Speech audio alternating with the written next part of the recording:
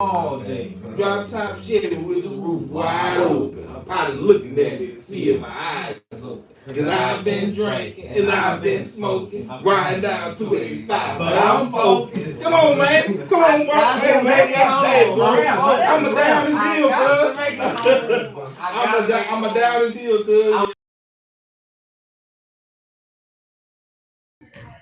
Niggas got on knee braces. Niggas hooping in Adidas flops.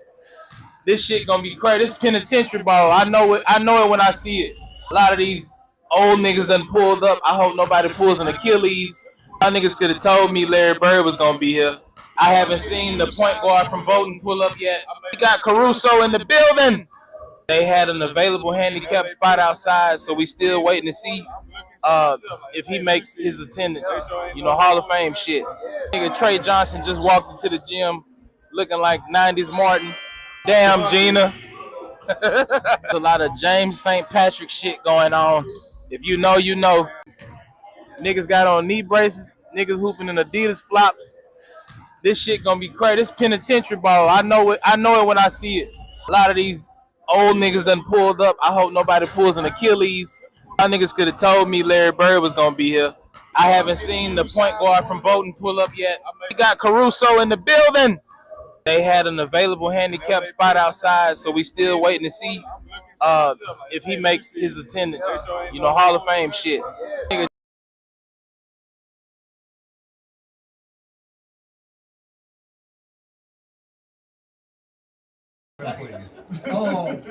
Don't do that to me. What? As what they always do, would just start off slow. So Tauga stayed in the game longer than what I think they should have.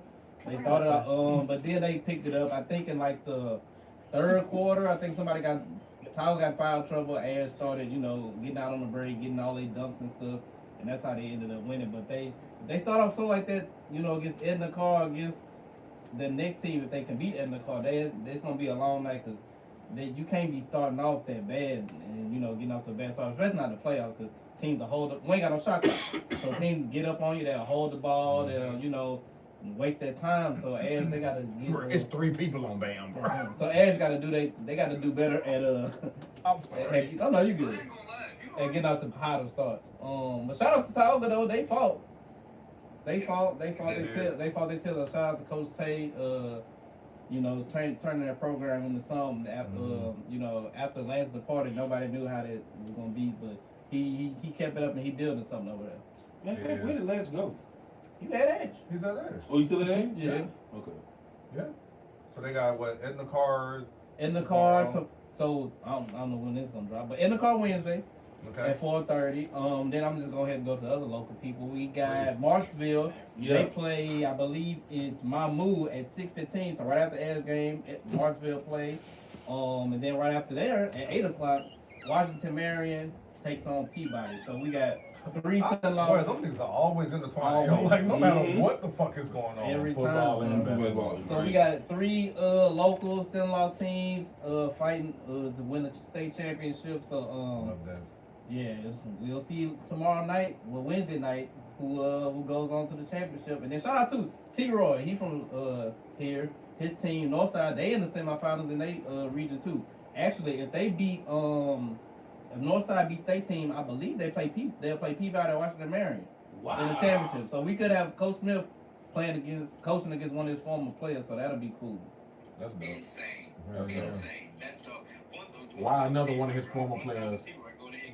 Why another one of his former players is Lance, could be coaching for a state championship. Yeah, I was gonna ask, like, is it possible that Ash and Peabody or Marshville, all them people run into each other? Or No, because they all in different brackets. Okay. They all in different divisions. Okay. So you could have, we could possibly have two different championships in Alexandria City. Two in Alexandria and three in Sin-Law, or whatever we call them. It's in law. Yeah.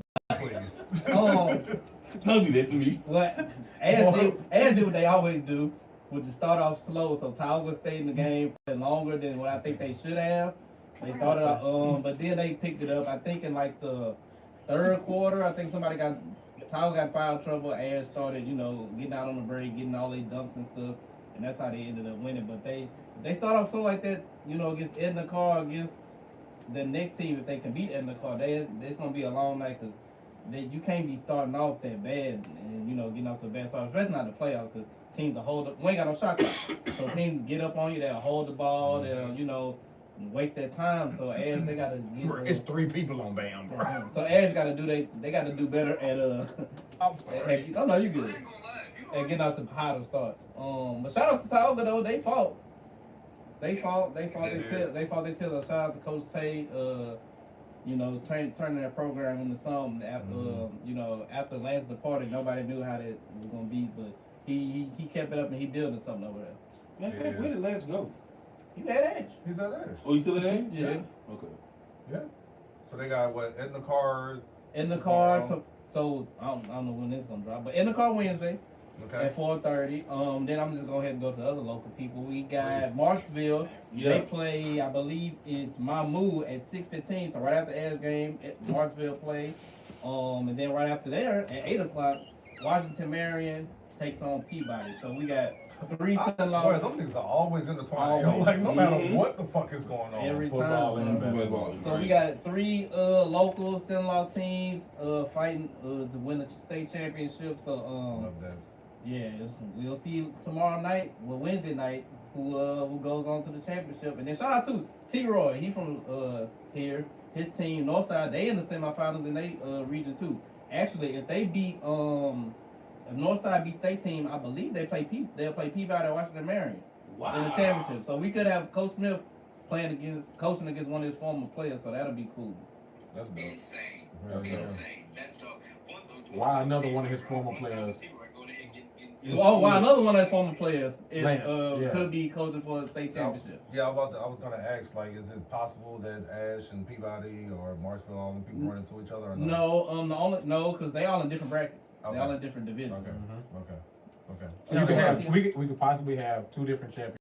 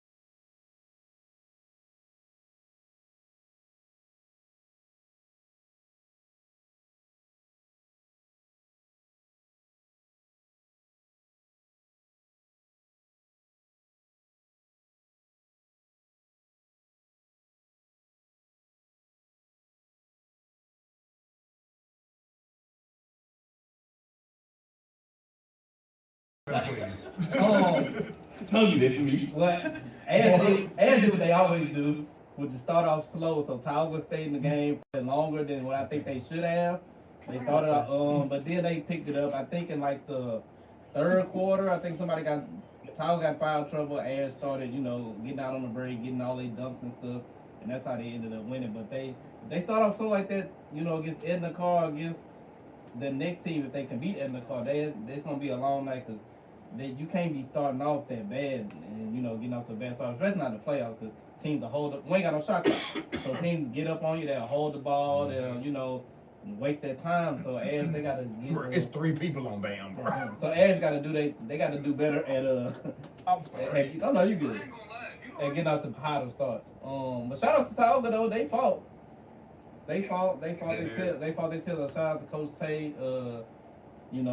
Turning that program into something after after Lance departed, nobody knew how that was gonna be, but he kept it up and he building something over there. Man, where did Lance go? He had Edge. He's at Ash. Oh, you still at Edge? Yeah. Okay. Yeah. So they got what? Edna Carr. In the car, so I don't know when this is gonna drop, but in the car Wednesday Okay. at 4:30.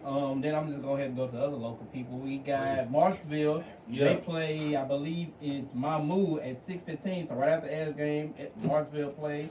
And then right after there at 8 o'clock, Washington Marion takes on Peabody. So we got 3 I Sun-Law. swear, those niggas are always intertwined. Always. Like, no matter Mhm. what the fuck is going on. Every Football time. and basketball. So we got 3 local Sun-Law teams fighting to win the state championship. So Love that. yeah, we'll see tomorrow night, Wednesday night, who goes on to the championship. And then shout out to T-Roy. He from here. His team, Northside, they in the semifinals in they region too. Actually, if they beat if Northside beats state team, I believe they'll play Peabody or Washington Marion in the championship. So we could have Coach Smith coaching against one of his former players. So that'll be cool. That's dope. Insane. Yeah, yeah. Insane. That's dope. Why another one of his former players? Oh, wow! Another one of his former players is Lance, yeah. could be coaching for a state championship. Yeah, I was gonna ask, like, is it possible that Ash and Peabody or Marshville, all them people run into each other or no? No, because they all in different brackets. Okay. They all in different divisions. Okay. Mhm. Okay. So you could have we could possibly have 2 different championships in Alexandria City. I love 2 in that. Alexandria and 3 in Sin-Law, Yeah. or whatever we call. It's in law. Yeah.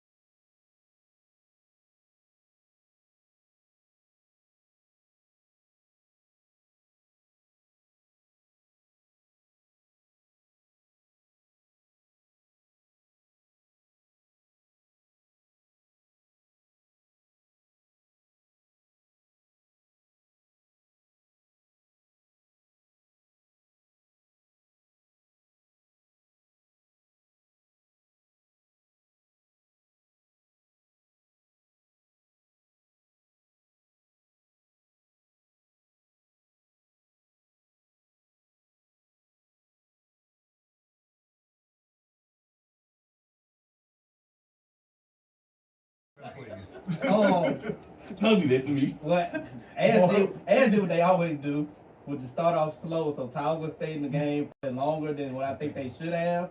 They started out, but then they picked it up. I think in like the third quarter, I think Tioga got foul trouble. Ash started, getting out on the break, getting all their dunks and stuff, and that's how they ended up winning. But they start off slow like that, against Edna Carr, against the next team. If they can beat Edna Carr, it's gonna be a long night because you can't be starting off that bad and getting off to a bad start, especially not the playoffs because teams will hold up. We ain't got no shot clock, so teams get up on you. They'll hold the ball. They'll waste their time. So Ash they gotta get. It's 3 people on Bam, bro. So Ash gotta do they gotta do better at oh no, you good. And getting out to hotter starts. But shout out to Tioga though. They fought. They fought their tail. Shout out to Coach Tay.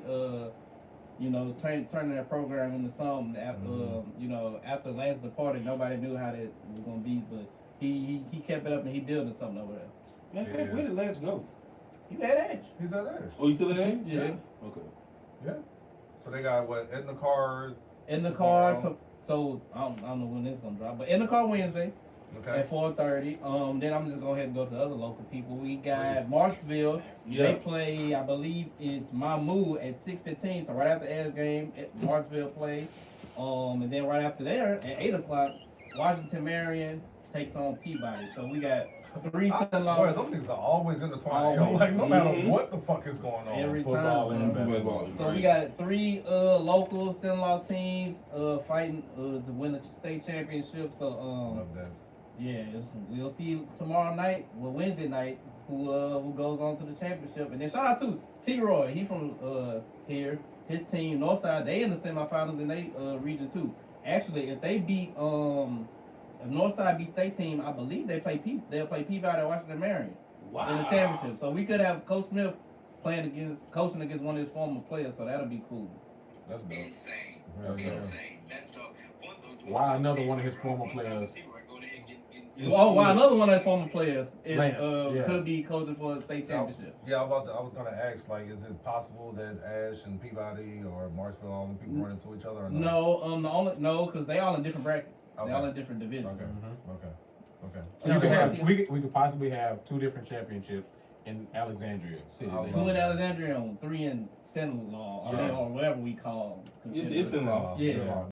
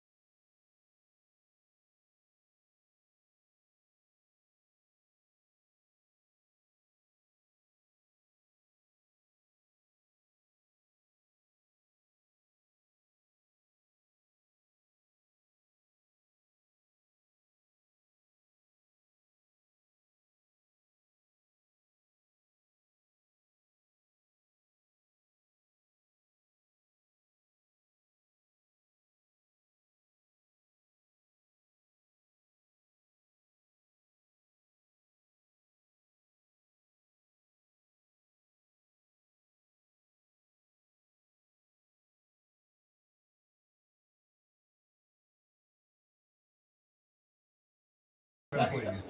Don't do that to me. What? Ash did what they always do, which is start off slow. So Tioga stayed in the game longer than what I think they should have. They started out, but then they picked it up. I think in like the third quarter, I think Tioga got in foul trouble. Ash started, getting out on the break, getting all their dunks and stuff, and that's how they ended up winning. But they start off so like that, against Edna Carr, against the next team. If they can beat Edna Carr, it's gonna be a long night because you can't be starting off that bad and getting off to a bad start, especially not the playoffs, because teams will hold up. We ain't got no shot clock, so teams get up on you. They'll hold the ball. They'll waste their time. So Ash, they gotta get. It's 3 people on Bam, bro. So Ash gotta do they gotta do better at I'm sorry. oh no, you good. And getting out to harder starts. But shout out to Tioga though. They fought. They fought their tail. Shout out to Coach Tate.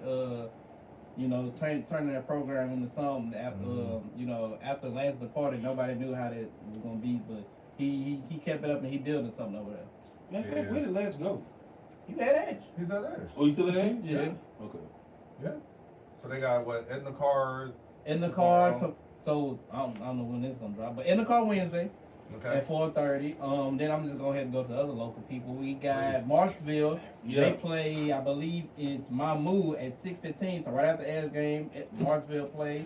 And then right after there at 8 o'clock, Washington Marion takes on Peabody. So we got 3 I Sun-Law. swear, those niggas are always intertwined. Always. Like no matter what the fuck is going on. Every Football time. and basketball. So we got 3 local Sun-Law teams fighting to win the state championship. So Love that. yeah, we'll see tomorrow night, Wednesday night, who goes on to the championship. And then shout out to T-Roy. He from here. His team, Northside, they in the semifinals in they region too. Actually, if they beat if Northside beats state team, I believe they'll play Peabody at Washington Marion in the championship. So we could have Coach Smith coaching against one of his former players. So that'll be cool. That's dope. Insane. Yeah. Insane. That's dope. Why another one of his friends? Wi-Fi and mobile at Go to Nugget and watch the game in that little fan dude. Players have their bag, but fans got one too. Like a sports one. Snacks, chargers, I guess essentials, like whatever you need business. delivered. That shit nice Dress as hell, keeps you man. in your bag all season long. When we hit the You live. I was worried we'd be stranded for hours. Was this episode 103, 104? Where's my credit card? Good motivation, nigga. The pothole. It's deep. Candy, no. Oh, get out. Shoot. But that never happened. Thanks to the Guy Co-op, help arrived in under an hour. It feels good to get help back. Don't do that to me. What? Ash did what they always do, which is start off slow. So Tioga stayed in the game longer than what I think they should have. They started out, but then they picked. They said it was good. That was like I think tickets was $60. But they was like it had a whole bunch of stuff going on out there. Yeah, I think berserk was good. Alright. Yep, we're good. I was like, Whoa. I wonder why he did it in New Orleans, but it's people from New Orleans. Oh, really? Yeah, he got people in New Orleans. He was like he used to Yes, come down sir. There we and go. visit all the Sitting time. there in the all black. Shout out to that hustle backpacking. Now you already know what it is. You dig. You baby, I little man. I know what that's going to do in the club. We don't talk about it. We don't talk about it. What's yours? Bro, I was just looking at that. I was like, bro, why is this one so bubbly and why is this one so foggy? You know, I don't want neither one now. Put mine down here. I'm about to get a fresh. I got a feeling this mine, but this bubble shit starting to piss me off. So yeah, mine's down here, so that's how I know it's not mine. I got tea. So I wish we had an ice chest in this bitch. I'd just go pull a fresh roast, man. But you got ice in the fire? Well, in the freezer. Deep freezer. she might. I think it's ice in the deep freezer. Oh, they got a deep freeze. Yeah, it's a deep freezer. Around that corner. I probably ain't paid no fucking attention. I ain't got a microwave over there too. Oh, my tripping. No, it's not. That's a fridge. Stay. You got this song in my head now. Stay still. Alright. That phone's going up right now. It is posting. Alright. It bothers me when the guys get to acting like the bride.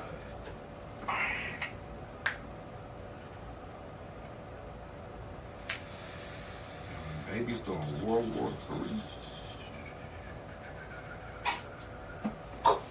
Damn. Nigga, Wemby ain't gotta do shit. He just. Let's go. He's just there. Mm. I ain't seen this shit in so long. Good boy.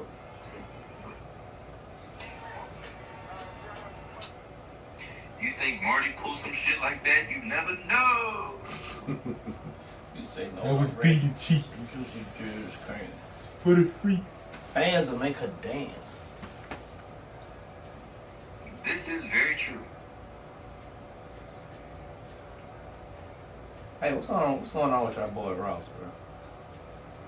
You wigging out. Save it I don't for the like pod. it. Save it Oh, for it's a topic? He definitely getting childish. Save it for the Again, pod. I ain't know that was a topic. It ain't, but I'm sure Yeah, they get mentioned. based off of the Okay. But something else just popped up on the timeline with him talking again. He talking crazy about 50 again. Oh yeah, I seen that yesterday or today. all of this is promotion. Yeah. Yeah. Yeah. Somebody called a nigga a sucker, said they didn't like it. That's some And mad sucker it's shit. bad promotion too, bro. Yeah. White boy. Yeah, he going out like a cornball.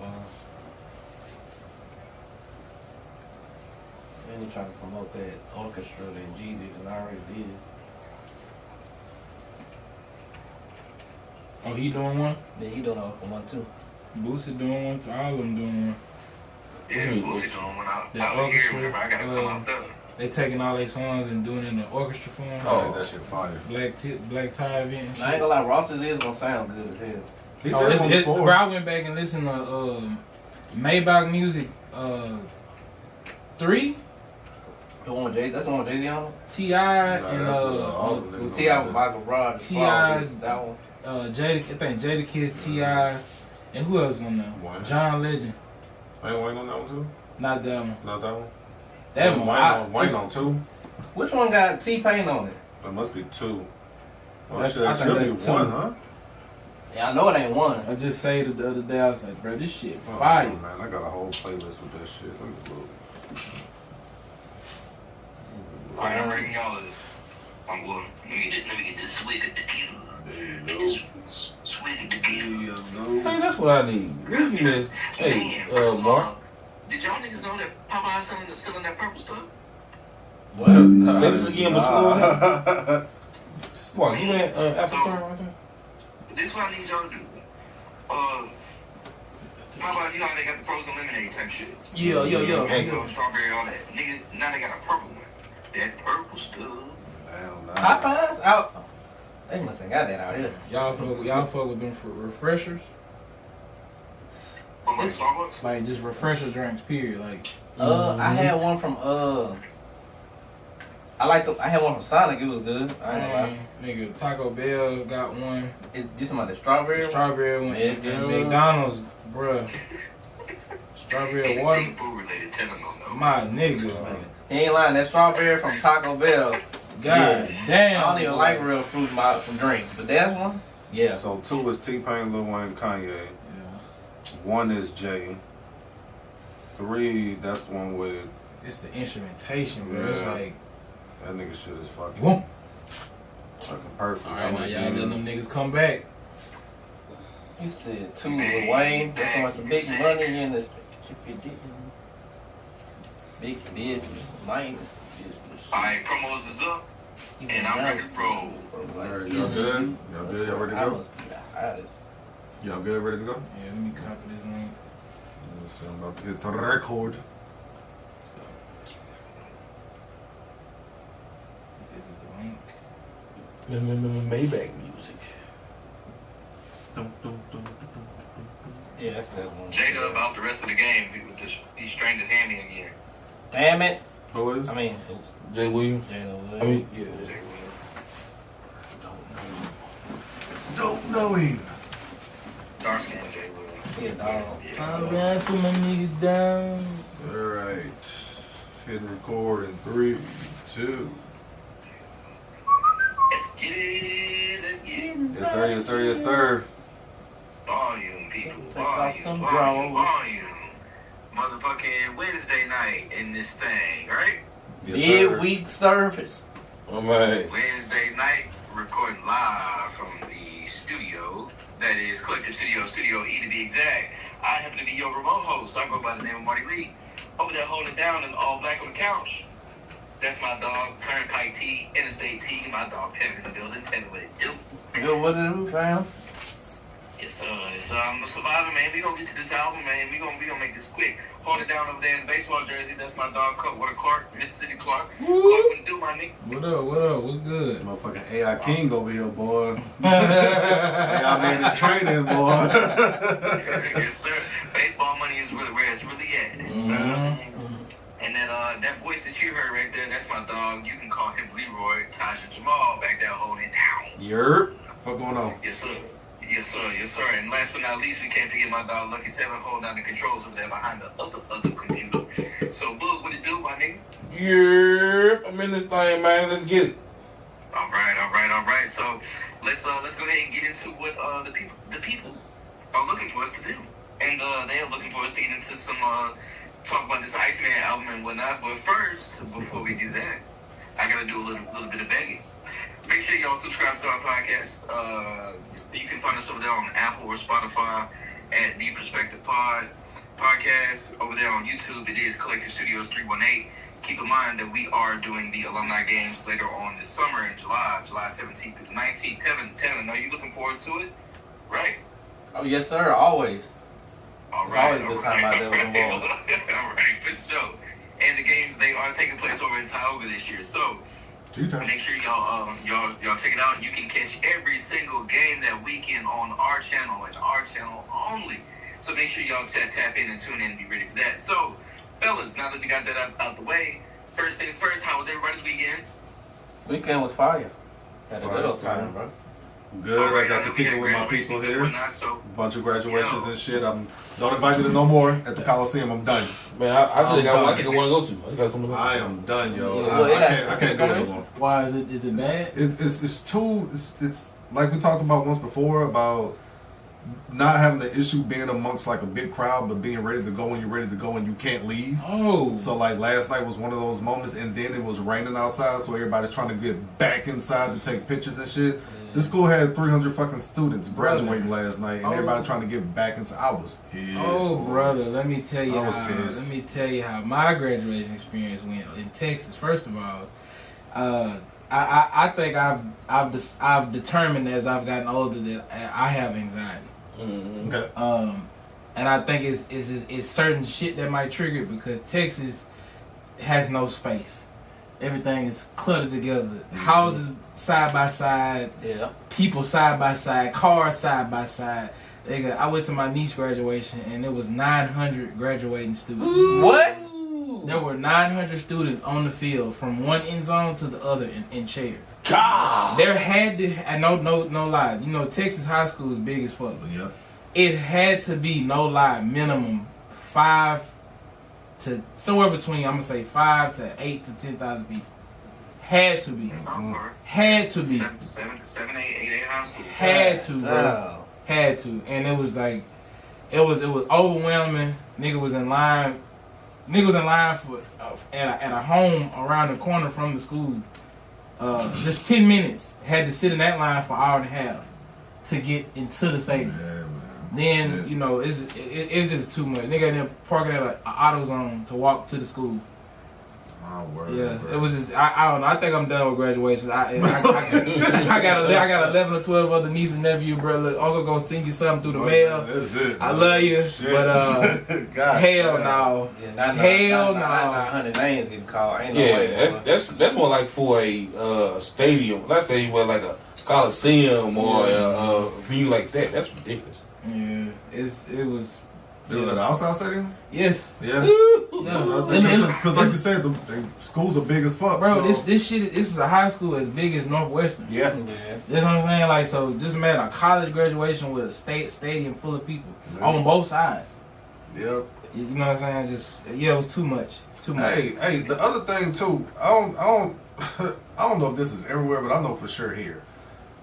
All the fucking competition screaming for your kid you want to be the loudest in your section, or the loudest for the longest. Man, I had this one girl last night screaming for her one friend, and she made it extremely clear this was her one friend, that she ain't give a fuck who was telling her to be quiet or nothing. She screamed through 4 names last night. 4 names last night. And I'm like, yo, dog, this has to be a competition for y'all right now. Like, motherfuckers up there stomping. I saw one dude doing like some cheerleader jumps in the bleachers and shit. You know that shit where they jump up fucking tap their toes and shit like that? Yeah. Damn. For your friend. Hey, I'm happy for my niece that I'm here for. I mean, he was getting there. I hope so. Didn't look like it the way he was acting.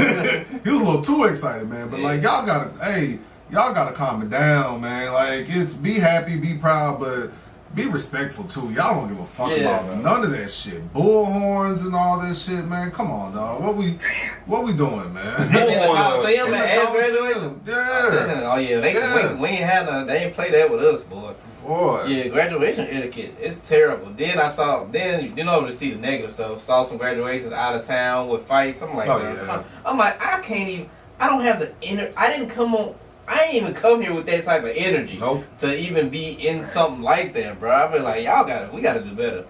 Straight up. I don't even want to be here for real. Thanks, I'm heal the name and call. Woo, all right. I would leave after that. I really would. Look, and our niece got called early. She was one of the honored ones. I was like, we can go now. Exactly. I don't need to hear this. We can be traffic right now. I don't need to hear the speech or none of that. Nothing, yo. Nah, we gotta get the pictures of the hat being thrown and everything else. We gotta make fun of people's names. I didn't even know people were still doing the multiple apostrophes in the first and second name in 2000s. Like, I didn't know. I thought that shit died in like the 90s. So to know that shit is still happening in the early 2000s is kind of tricky. They had some names. I was just looking, just trying to see. Me and my wife at the time, we was just trying to like make a small bets on like how you say this for real. Being wrong than a bitch.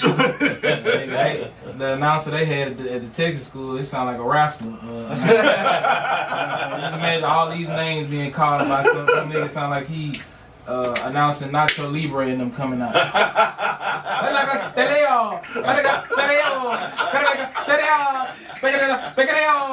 For 900 names, bro. For 900 names, bro. I swear to God.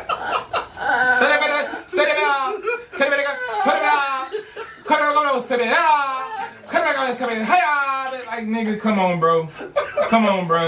Say for 900 names. Bro, I said everything about Texas this weekend, bro, had me I'm ready to go. I ain't gonna lie to you. Oh my God. Hey, hey, I think, is it just me or how y'all feel about like the graduations before 12th grade? Like the 5th grade graduation, the kindergarten graduation, the 8th grade graduation. Cause me personally, 5th grade, kindergarten, I give you that. That's cute. Or you going to pre-K or whatever it's called, I give you that. Mm-hmm. But if we going from elementary, I had a 5th grade graduation, but now that I think about it as I'm older, if we going from elementary to junior high, I don't need to celebrate this. Nah, don't. First of all, I should have passed. Yeah, exactly. If I don't know how to write in cursive, or 11 times 2 is 22, I don't need to be celebrated. Like, why is this little nigga graduating? All he did was nap and eat out. If napping is a class, crackers and apple juice. If napping is a class, I shouldn't. Cause that's the thing. It's some niggas in high school deserve that in 9th grade, right? For the shit they were doing. I saw a place they had a 6th grade graduation. I said, I know that school.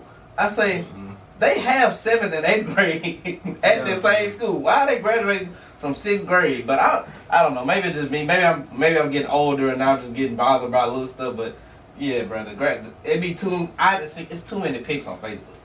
I think that's the thing. It's too much being celebrated for things that should be just like, it's almost like what's the shit people talk about, like a participation trophy. Yeah. It's almost something like that when it comes to it. It's just like, look, like, you're the parent, you're supposed to make sure you're going to school in the 5th grade here, like, you know what I'm saying? So celebration for mediocrity shouldn't be a thing, which I get that. Yeah, no.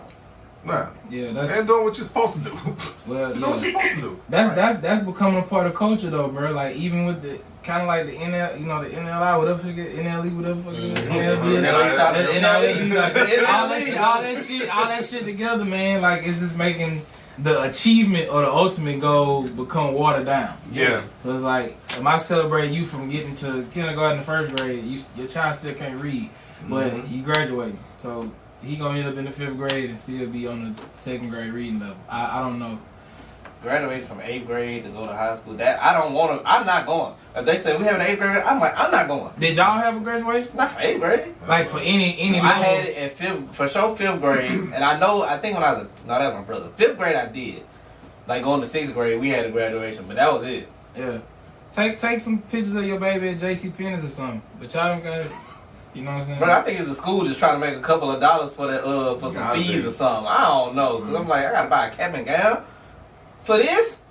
We probably can't even keep the motherfucker. This nigga still got S's on their report cards. They ain't taking a real S. I'm not. You don't need no. I'm not selling. Why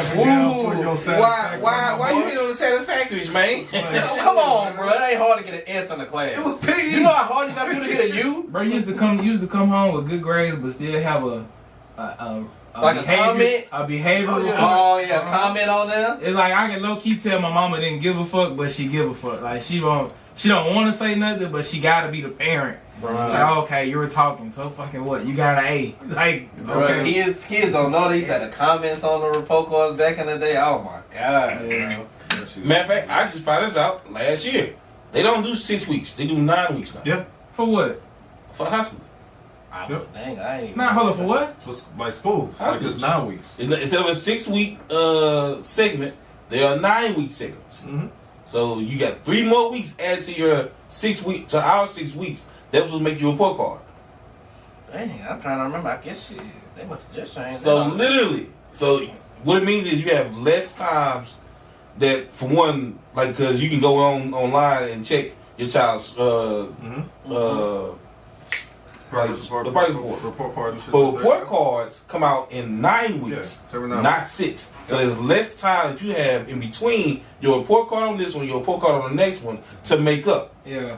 So you have more time to really just go into it. So if you mess up in 9 weeks, you was doing the same thing in 6 weeks no matter what. You was failing. Your trajectory was already. Yeah, it was already going down. And then they give you so much time to make up work nowadays. We ain't had no making up nothing. They hold bro. these kids' hands now. Yo. Yeah, like they walk them through. You miss everything. 50% off if you want to turn in like, God, well, I ain't gonna even do it. You know what I'm saying? Matter of fact, a lot of it now is more assignment based. It's not really test based. Yeah. So if you go through your 9 week schedule, and you go through a class, if you don't turn in your schoolwork, basically what it's saying is, if you don't turn in your schoolwork, that's 80% of your grade. Yeah, that's what kills your grade is the assignment. Failing 2 tests, you're down to a D. Failing 2 tests without doing the shit you're schoolwork. supposed to do, man. Just passing your schoolwork, and making a C on a test, you're at a C plus or a B. Nigga, are you kidding me? They don't even understand how easy it was. It is now compared to back then, because y'all don't even get homework. No homework. They ain't get homework. Schools dang don't encourage you not to give homework. Pretty much, they like, no, it should be. And then the parents don't make it no better. Yeah, they should learn it in school. Nigga, I can't because your kid is running around. And I had to smack him up. I had to slap this little boy 2 times and kick him out. And you wondering why he got work to do at home. And it was crazy. They be saying shit like this. This is what I don't get. They be like, well, if we do that, that's just more work on the teachers.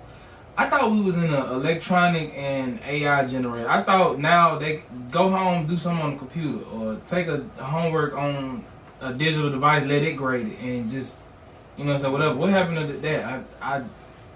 I'm confused. I thought that's what supposed to be happening. It's supposed to be getting easy. Don't mean you just eliminate homework altogether. Exactly, bro. But I don't know. When I was in the school system, I was like, oh, they don't got home. I'm like, yeah, we are headed in a downward trajectory, because I'm like, how they gonna, you can't retain them if you don't do it outside of school. They going home and they going to play the game or do whatever they gonna do. They come back to school, then they see you every other day, depending on your school, how y'all got it. So they learn something Monday, come see you Wednesday. Y'all remember? No? Oh, I gotta teach them this all over again. I just spent a week on something that's supposed to take a day. They still ain't paying teachers enough for all that shit. No, teachers need raises. Yeah, they do. I didn't need one when I was there, but they need one now. Teachers need to make 100,000 at least. Not all. That's how. Not all. Not all. But the base salary for a teacher in Louisiana Alright, hold up. should be close to 70,000. I gotta be real. Not all teachers deserve. I feel like teachers should get paid based on a certain criteria, like how police get paid on ranks, military get paid on ranks, fire departments get paid on ranks. Teachers should be the same thing, because every teacher don't deserve what some teachers get. See, that's your bias. See, the problem is if you want to say ranks, right? You have to go into just like you go like applying for, not even applying for being a police officer.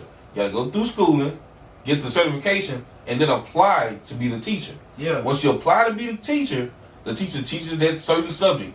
Multiple teachers have multiple degrees or a basis in what they want to teach and what they could teach. All right.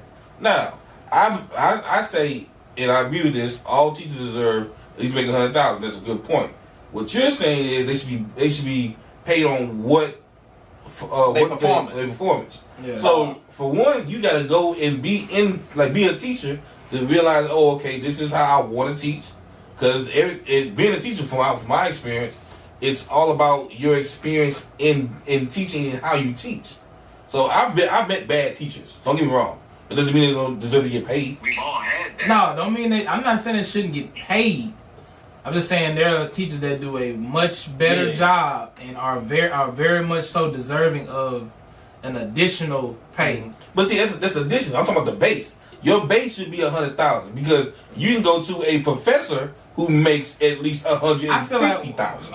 I don't know. Maybe we can get to 70, 80, maybe 100, bro. That's doctor. I about to say in Louisiana, it's doctor money. That's 8 years. I still believe it need to get up to doctor money. Yeah. I think if we want to weed out the bad teachers, because like once you raise that pay, you can start. Once your pay start going up, then you should start grading harder as far as what qualifies as a teacher. So teachers at minimum should make 100,000. I would say it need to get up to that. I say they need to go to minimum now at least 70. So I want y'all to think about this. If teachers get 100K, just imagine what the minimum for every other job got to be. Police need to go up, but I trust. I've been a teacher, so I know. I understand. I think about the daycare. How much daycare gonna be now? Teaching and daycare. No, bro. I'm telling you, talking about infant. You got children's life, like literally life in your hands. They got the children's This baby don't get no milk today. This baby fucking have seeds. But daycare already high as hell. I know, but it shouldn't go up because teachers going up. But it's gonna do it. It's gonna do it. So that's the case. Then prices of everything should go up and balance out. Should be. But see, we're talking about if the world was perfect, everything should be fine. Yeah. That's not the case. What we're saying in a hypothetical situation, yes, everybody paid. If teachers go up to 100,000, it should go up because I believe the teachers are what makes the doctors. If you ain't nobody teaching you to be a doctor, you're not a fucking doctor. You're just a guy who wants to learn anatomy. If without a teacher, you don't get that. The teacher needs to be put to a higher standard than anything else because without those leading the world or molding the world doesn't be what it is today or in the past. So without the teacher, you get nothing. That's because we got a teacher. I already got a teacher shortage. That's number one because of pay. And also too, they like teachers. They gotta. I didn't realize until I became teacher. Like they have a lot of responsibility, and then especially some schools are way different than other schools. Because I found that out too. I'm like, dang, the school I taught at, I know that demographic is, and some of the stuff you got to deal with at that school is way different than like the school I went to as a student. I was like, dang. This type of stuff really happened at school. I was like, when I was in school, this ain't none of this. Some of these issues ain't even. I was like, going there, I was like, dang, some people. And then you see the people that really put their heart into it. They care about. This is what they really want to do. Yeah. I was like, bro, like it takes a strong individual to say, I want to be a teacher, dog. And then be good at it on top of that. Yeah, then be making good. Sure they're good. Yeah, and then you see kids' grades, scores going up, kids responsible doing that. I was like, I was impressed by some of the teachers. I was like, dang, okay, that's what made me my respect. I was like, you got to be this, you got to be that, you got to be that for some of these kids. I was like, man, teachers, they deserve a lot more respect than like how compensation of what we give them in America. We treat them like anybody can be a teacher. Yeah. I'm like, oh no. It got Once to you a in point that, where some of the programs was just like, hey, if you just got an associate's degree, yeah, you can be you a can teacher. go over here and be a teacher. Yeah, as long as, Like, as nigga, long as what? you get that little certificate. I didn't go to school to be a teacher. Uh-huh. I had a bachelor's degree, but it wasn't a teacher. I got that little teacher certification. Put me in the classroom. They still doing that? Yeah. Mm-hmm. When you get in that, man, then people don't realize, man, when you get in that classroom, it's just you and them kids. Mm-hmm. You got to keep that. You got to be. That's why some of the best teachers are probably like actors or do all other type of stuff. Because you got to keep them kids' attention for 45 minutes to an hour. Some classes an hour and a half. You got to be able to keep their attention, be able to relate to them, be able to break this information down. I was like, man, that stuff was a lot. And I'm like, bro, y'all, they need to. And I feel like if the teachers get compensated, then we should, judge them correctly by their performance and all that. That way we can weed out the not so good teachers, and I feel like the kids will be more smart and better educated than what they are. We see. They're more smarter. That was crazy. As a teacher, you should have seen I was like, whoa, that was crazy. I was saying that. But yeah, I feel like education will go up, and I think education leads to a lot of You love the clock. decline in. You love the clock. You can't judge one day. You love the clock. I feel like a better educated society declines a lot of the behavioral issues and all the other issues we have if the education go up. But the teachers ain't compensated. I see teachers, they be we got teachers that when retired 5-6 years, they calling them to go back and go to work. Now they in year 45, 44 teaching. I'm like, God, dog, we don't value them here. Not at all. Well, matter of fact, I was doing a teacher who asked me something a while back. She asked me a question like, I wonder what other teachers around the world make. And like, say for instance, if you teach English here in America, you can apply for to teach English outside, like say Japan. Oh, teachers are good in other countries. They live amazing. They got a black girl on TikTok. I think she teaches in China or somewhere, Japan or something.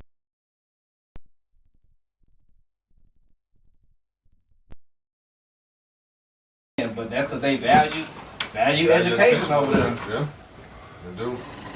But in America, they want to keep you dumb so they can control. Oh, that's another. That's a whole nother. Yeah, that's a whole nother. We'll get to that later, more at 5. Yeah, we'll talk about that when we bring Dr. Umar in. Brought to you by Waste Management.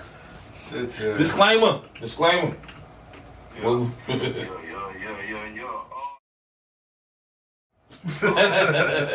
Facts. Naturals. You know what I mean?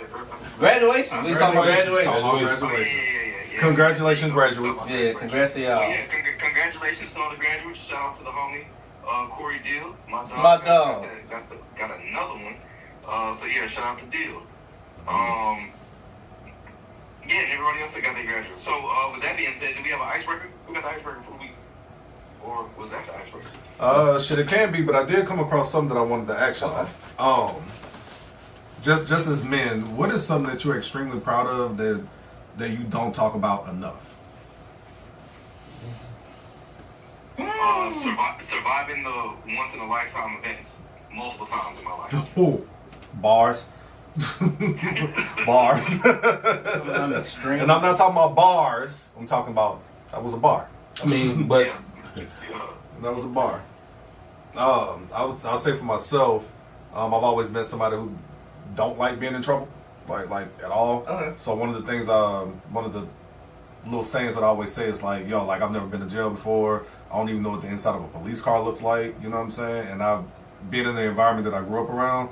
I'm glad I was able to kind of still stay away from like certain shit to where like I didn't have to put myself in a situation that would have me like sitting down somewhere for a long period of time or whatever. Like that shit just scares the absolute fuck out of me. But like if I'm having a conversation with like somebody that I'm cool with and we just going through like some childhood shit or just like some life shit, and it's just like, damn, like you ain't never been to jail before? Like you never been in handcuffs?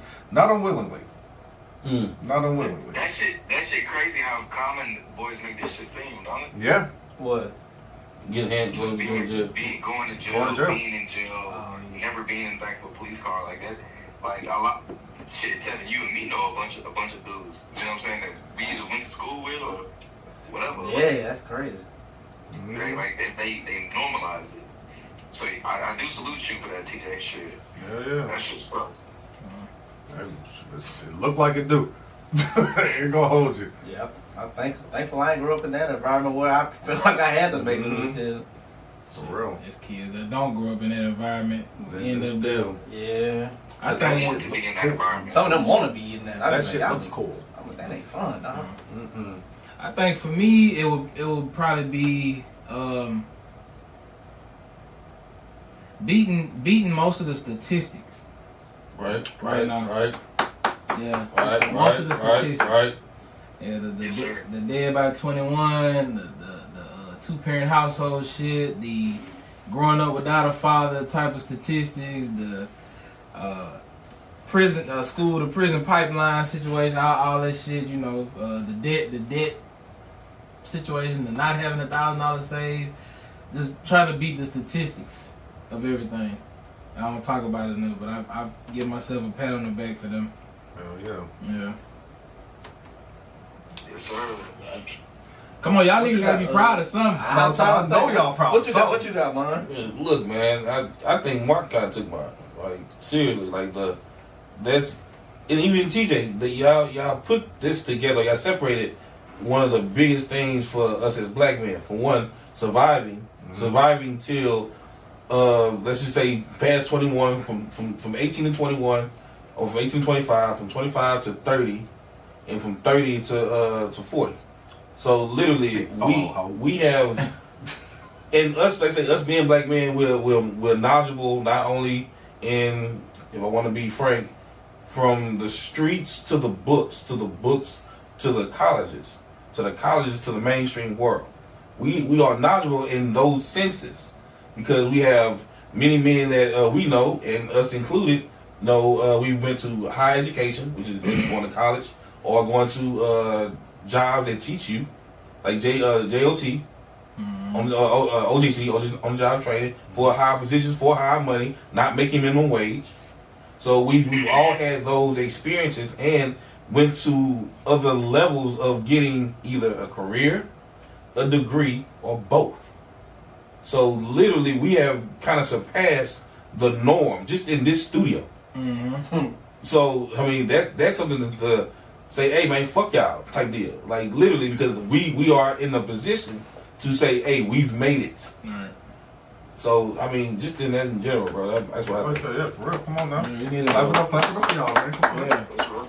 Come on, Tevin. So what was the question exactly again? What is something that you're extremely proud of that you don't talk about enough?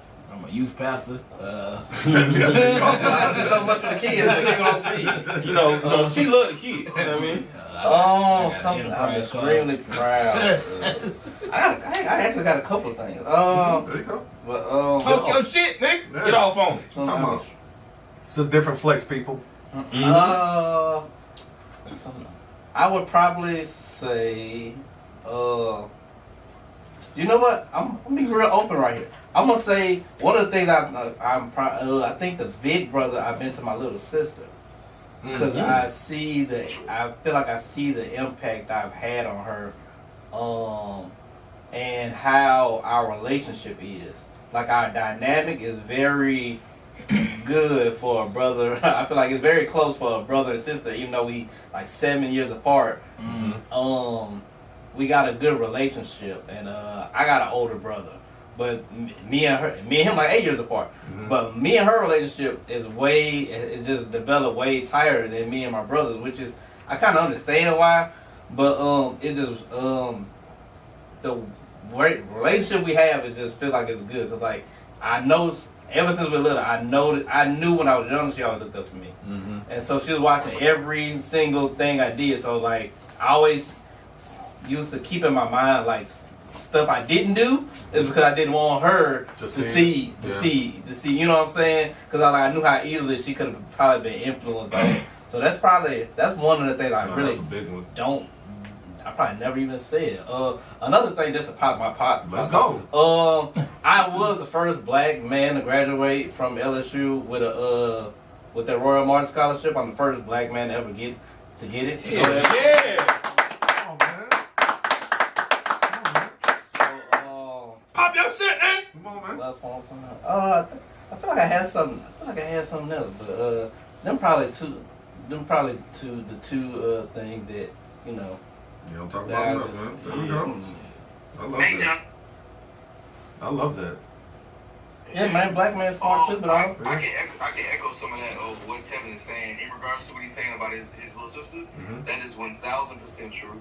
Because growing up in the field like we did, like anytime Tevin would come down the street, here come his sister like on the with the training wheels. Hell yeah. On his hip. So that's for sure, man. I can definitely echo what Tevin is saying. It's no cap. It's no cap in that at all. There we go. I like that. Salute that to UT for real. appreciate it, man. Big for real. Big foil. And being a youth pastor. Oh, I'm not a youth pastor. Oh, you're not? I'm a youth lead. Oh, okay. God, that's great. I ain't made it there yet. Yeah, man. I do a lot of stuff for the kids people don't see, bro. Yeah. Like a whole bunch of stuff I do for these kids around here Let the church say. in the community. But I don't, I don't speak on it. I just try to, do the actions behind closed doors, bro. And then just let the fruit work do it, yeah, yeah. let the work show itself. There we go. That's community tea right there, man. Yeah. Another one. I'm more earning them nicknames like a badge of honor, boy.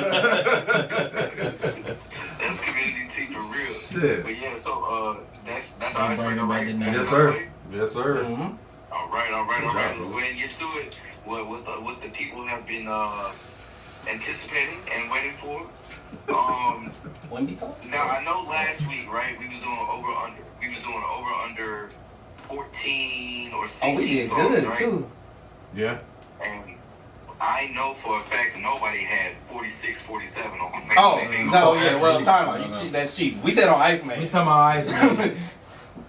Well, first of all, at that point in time, when we recorded on Tuesday, we only knew it was going to be one album. Yeah, Exactly. So let's go based off the one. Yeah, based on Iceman, we was right. Ain't none of us gonna be right if that's the case. Absolutely, But, man. no, but my nigga, nobody expected a fucking basically a 50 pack. No. Yeah. Now, In absolutely. totality. But for the sake of this show, Was it 50? we're gonna focus.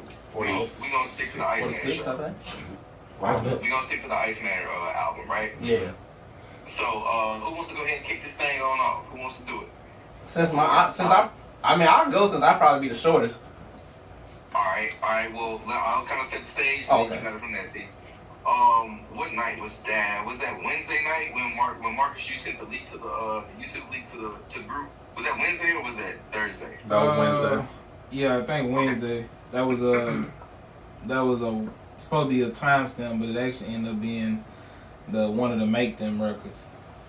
All right. So first of all, I want to say this. Shout out to leaks happening again. Leaks happening in music is a great fucking thing. I love whenever music like official records get leaked. Because Don't let Lupe if hear y'all that. remember, the original Carter 3 was leaked, and then Wayne went back in and made a whole nother album. So shout out to that. But we've been waiting on Iceman for quite some time. I think it's been 2 calendar years since the Canadian has released music. So now he has released some joints. He released something for everybody. This Iceman joint is complete raps, and a whole lot of samples. So, and a lot of beat switches. But Tevin, you got it from here. What are your thoughts on Iceman from what you've heard? It was a real good album. Real good album. Drake was rapping, putting some words together, putting some schemes together, throwing a lot of shots. You called it. Throwing a lot of shots, returning a lot of shots. He did a darn good job on that album. I pretty much like the majority of the album. I could listen to it pretty much almost straight through.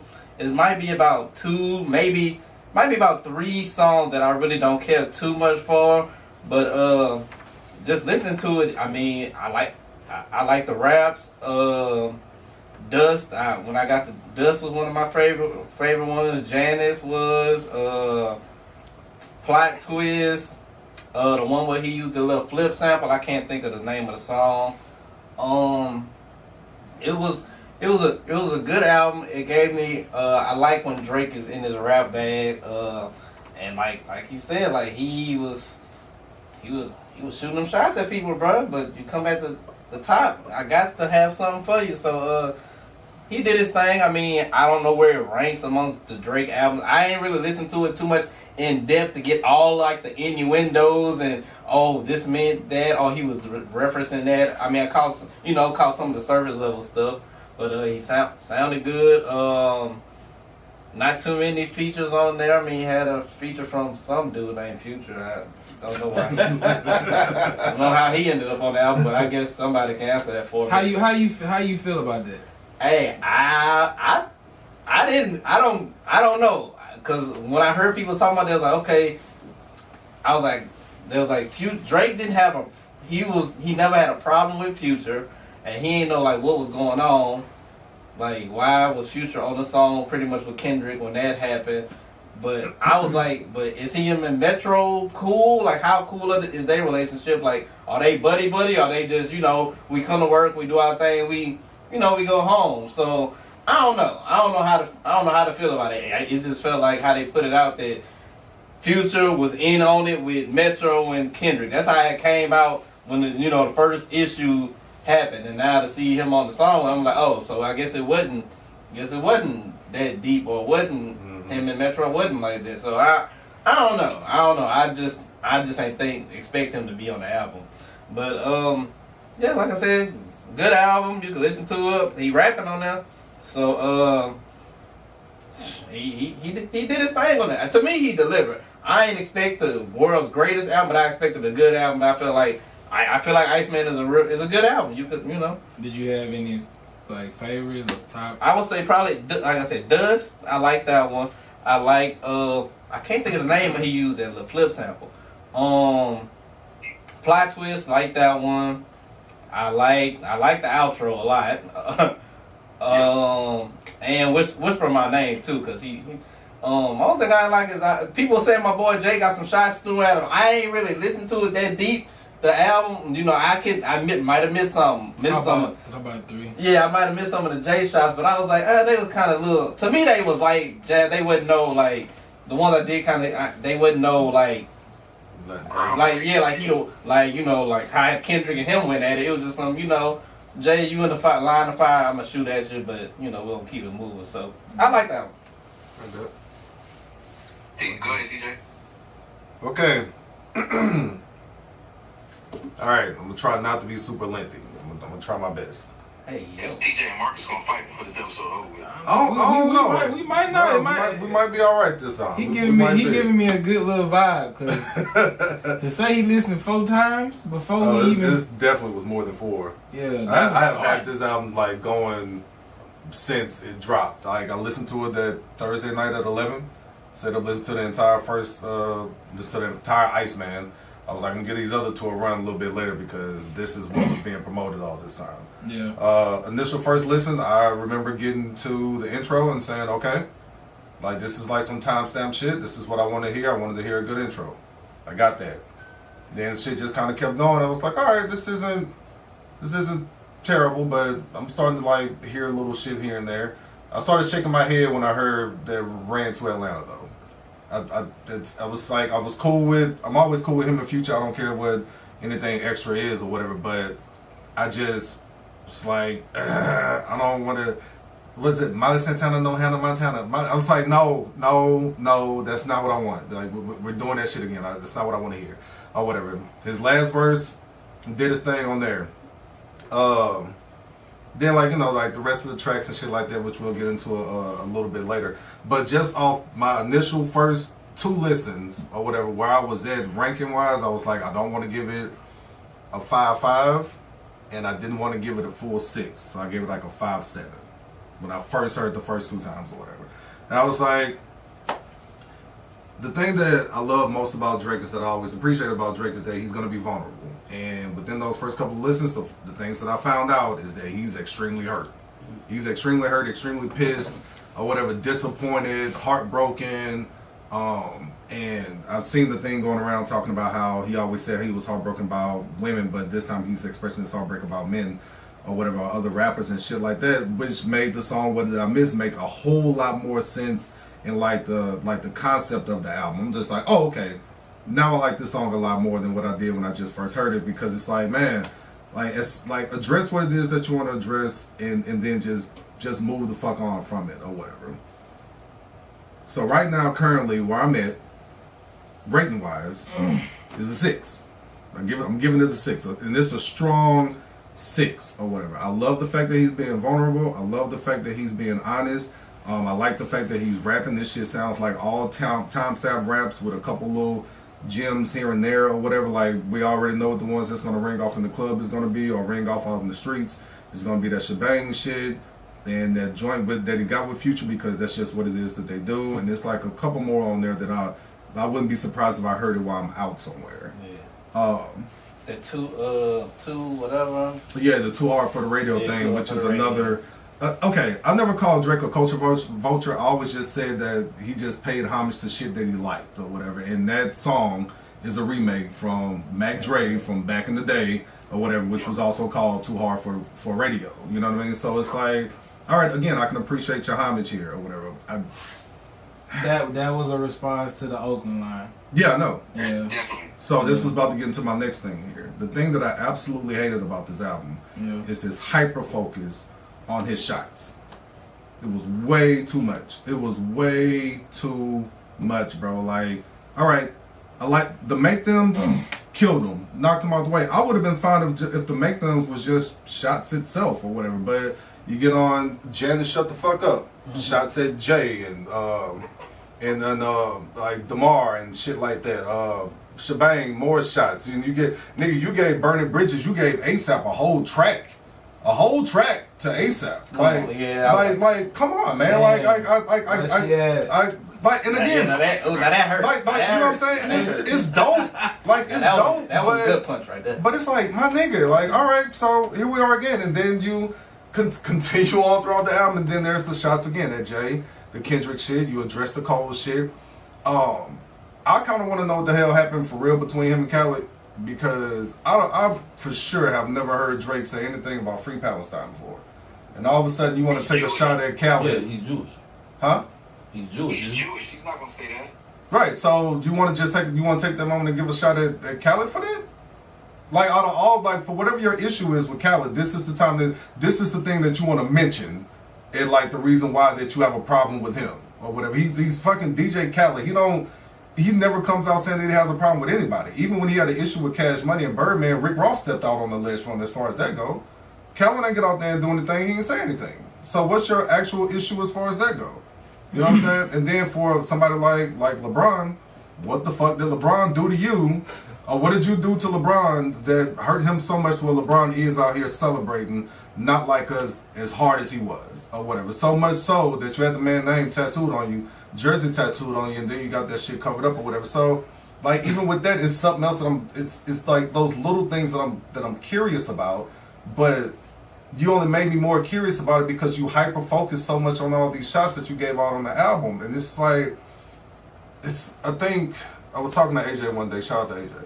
And he was saying that he was having a conversation with our man Spade, and the analogy that they came up with, hopefully I'm not butchering this, was Drake came out on this as if he still had shit to say or whatever. Although you got your ass beat already, you had to go in the house because your mom saw you getting your ass beat. It was just like, nope, that's enough, come on in the house. But you're in the house saying, oh, just wait till I see him next time. I'm just on his ass. I'm on his ass next time I see him. And that's kind of like what this was. Like, you came out to let everybody know what you feel, what you think, how hurt you are, how disappointed you are, how blindsided you were, and how you don't have like so many answers to everything that's going on here or whatever. And to me, it was just too much. Now, outside of all that, it's a good album.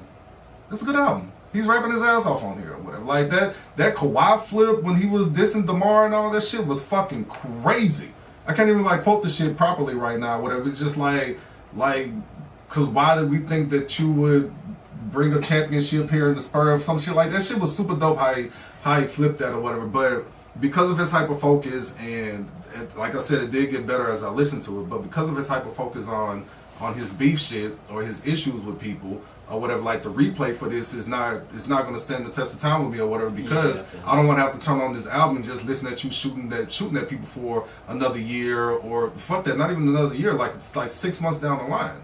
Like you're rapping, like but so you're rapping, thank you. You gave us the R&B album that we've been asking for. Thank you. It's pretty good.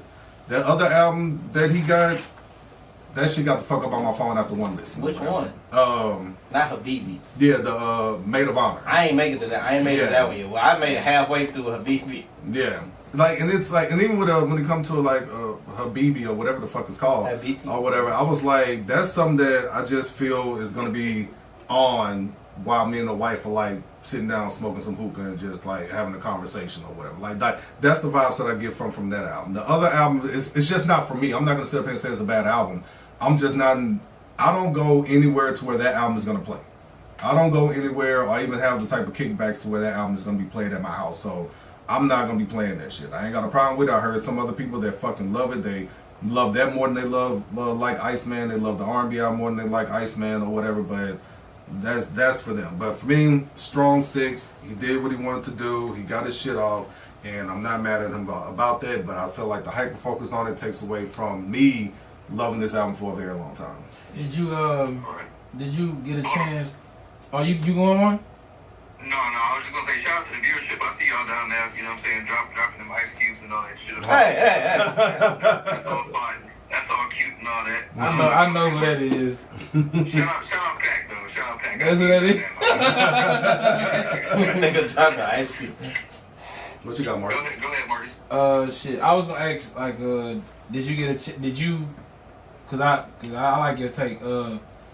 Did you watch any of the stream at all? And okay, and did you what was your take as far as the other message in the album with the whole correlation to him dealing with UMG, the Michael Jackson shit, the getting out the deal, the stuff like that. Did that any of that lane? Nah, because I kind of feel like it was talked about already, the lawsuit, like, despite how people perceive the lawsuit to be, or whatever, like, for one, like, we know you're suing the label. Like, that part is extremely clear. Like, we know that. You know what I'm saying? That it just, again, to people, it just looks away because it came off of what it came off of, or whatever. So, for him to be talking about it on the album, I expected that, but it didn't do anything to me, like him saying, like I'm suing a label or I'm Lucian's golden goose or whatever, and it wasn't really about the rapper and shit like that. It's just like, oh, okay, well, you've been saying this without saying it all this time or whatever. You know what I'm saying? So like, nah, that ain't really moved shit for me too much or whatever. I mean, if these 3 albums got him out of his deal, then like, good for him. I would like to see what independent Drakes do from here on out because he's that big to where he can or whatever. But nah, they didn't really do too much more for me. Okay. Go ahead, Marcus.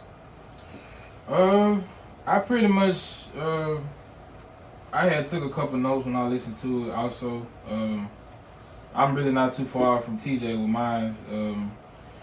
I think out of the whole album, I pretty much got the Drake that I was saying I was expecting that I wanted to get, which was similar to the timestamp Drake, the rapping Drake, stuff like that. And I'm glad he did kind of separate the albums for each type of Drake that we can get, which made me just appreciate it even more because of the fact that like I said, once again, not many artists able to just do that, to just give you projects and give you 3 different types of talents, 3 different, moods, genres, moods, and vibes, whatever. I did listen to Iceman, I did listen to BD, I did listen to Maid of Honor. Maid of Honor is more on the Honestly Nevermind side, which I like Honestly Nevermind more than I probably do this one. But I won't be in a setting to where I'm listening to that unless I'm probably at like a white club. I feel like that's probably for people that's on some drugs. Yeah, EDM.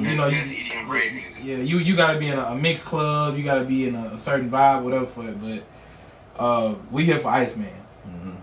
My favorite, I did my top 6. Make Them Pay, Make Them Cry, Make Them Remember, National Treasure, Firm Friends, and Whisper My Name.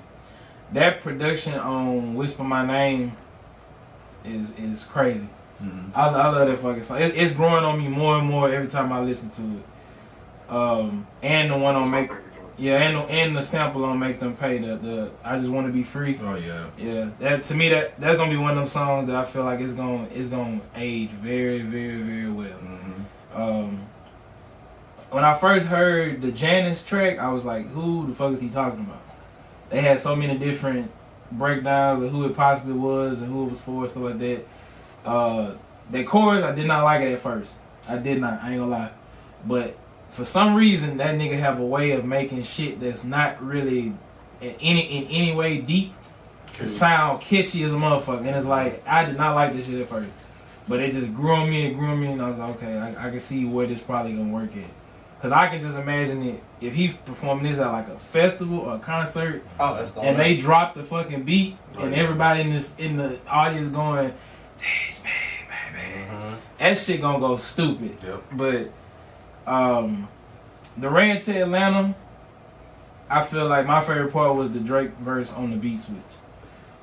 That was me. I didn't really like the Miley Santana feature. I don't even know who the fuck that is. I've been hearing that it's a girl, but it sounds like a dude. I Sounded don't know. like a dude. Yeah. I thought it. Okay, Marty. It's a girl, but I said the same thing. I thought it was a 20-year-old nigga from Atlanta. Yeah.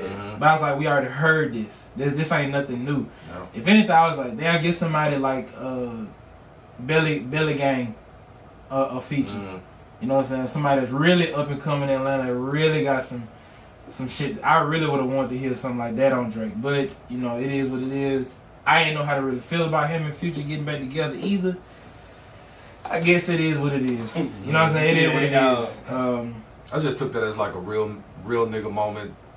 Because again, they both have come out, and I'm sorry to cut you off, but they both have come out and said there was really no issue or whatever, you know what I'm saying? But again, with the Future shit and him and Metro being as cool as they are, but with Drake saying the shit that he said about Metro, I feel like them niggas just met up in one of them restaurants, sat in the back, and was just like, nope, we gotta have some shit out. Like we gotta figure this out. We gotta talk. That's what I think happened there. Yeah.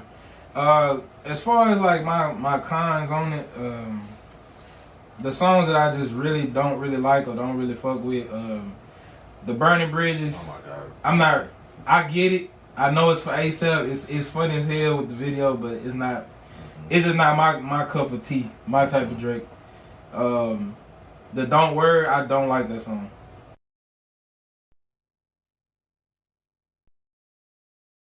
I like that song.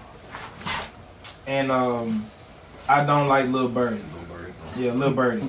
Them the three songs I just really don't. I don't fuck with it at all. I just don't like Lil Birdie. I don't like the high pitch, what they did to the voice, the vocal. I know that's some DJ out of Florida that pitch up all the music and shit like that. I don't like it.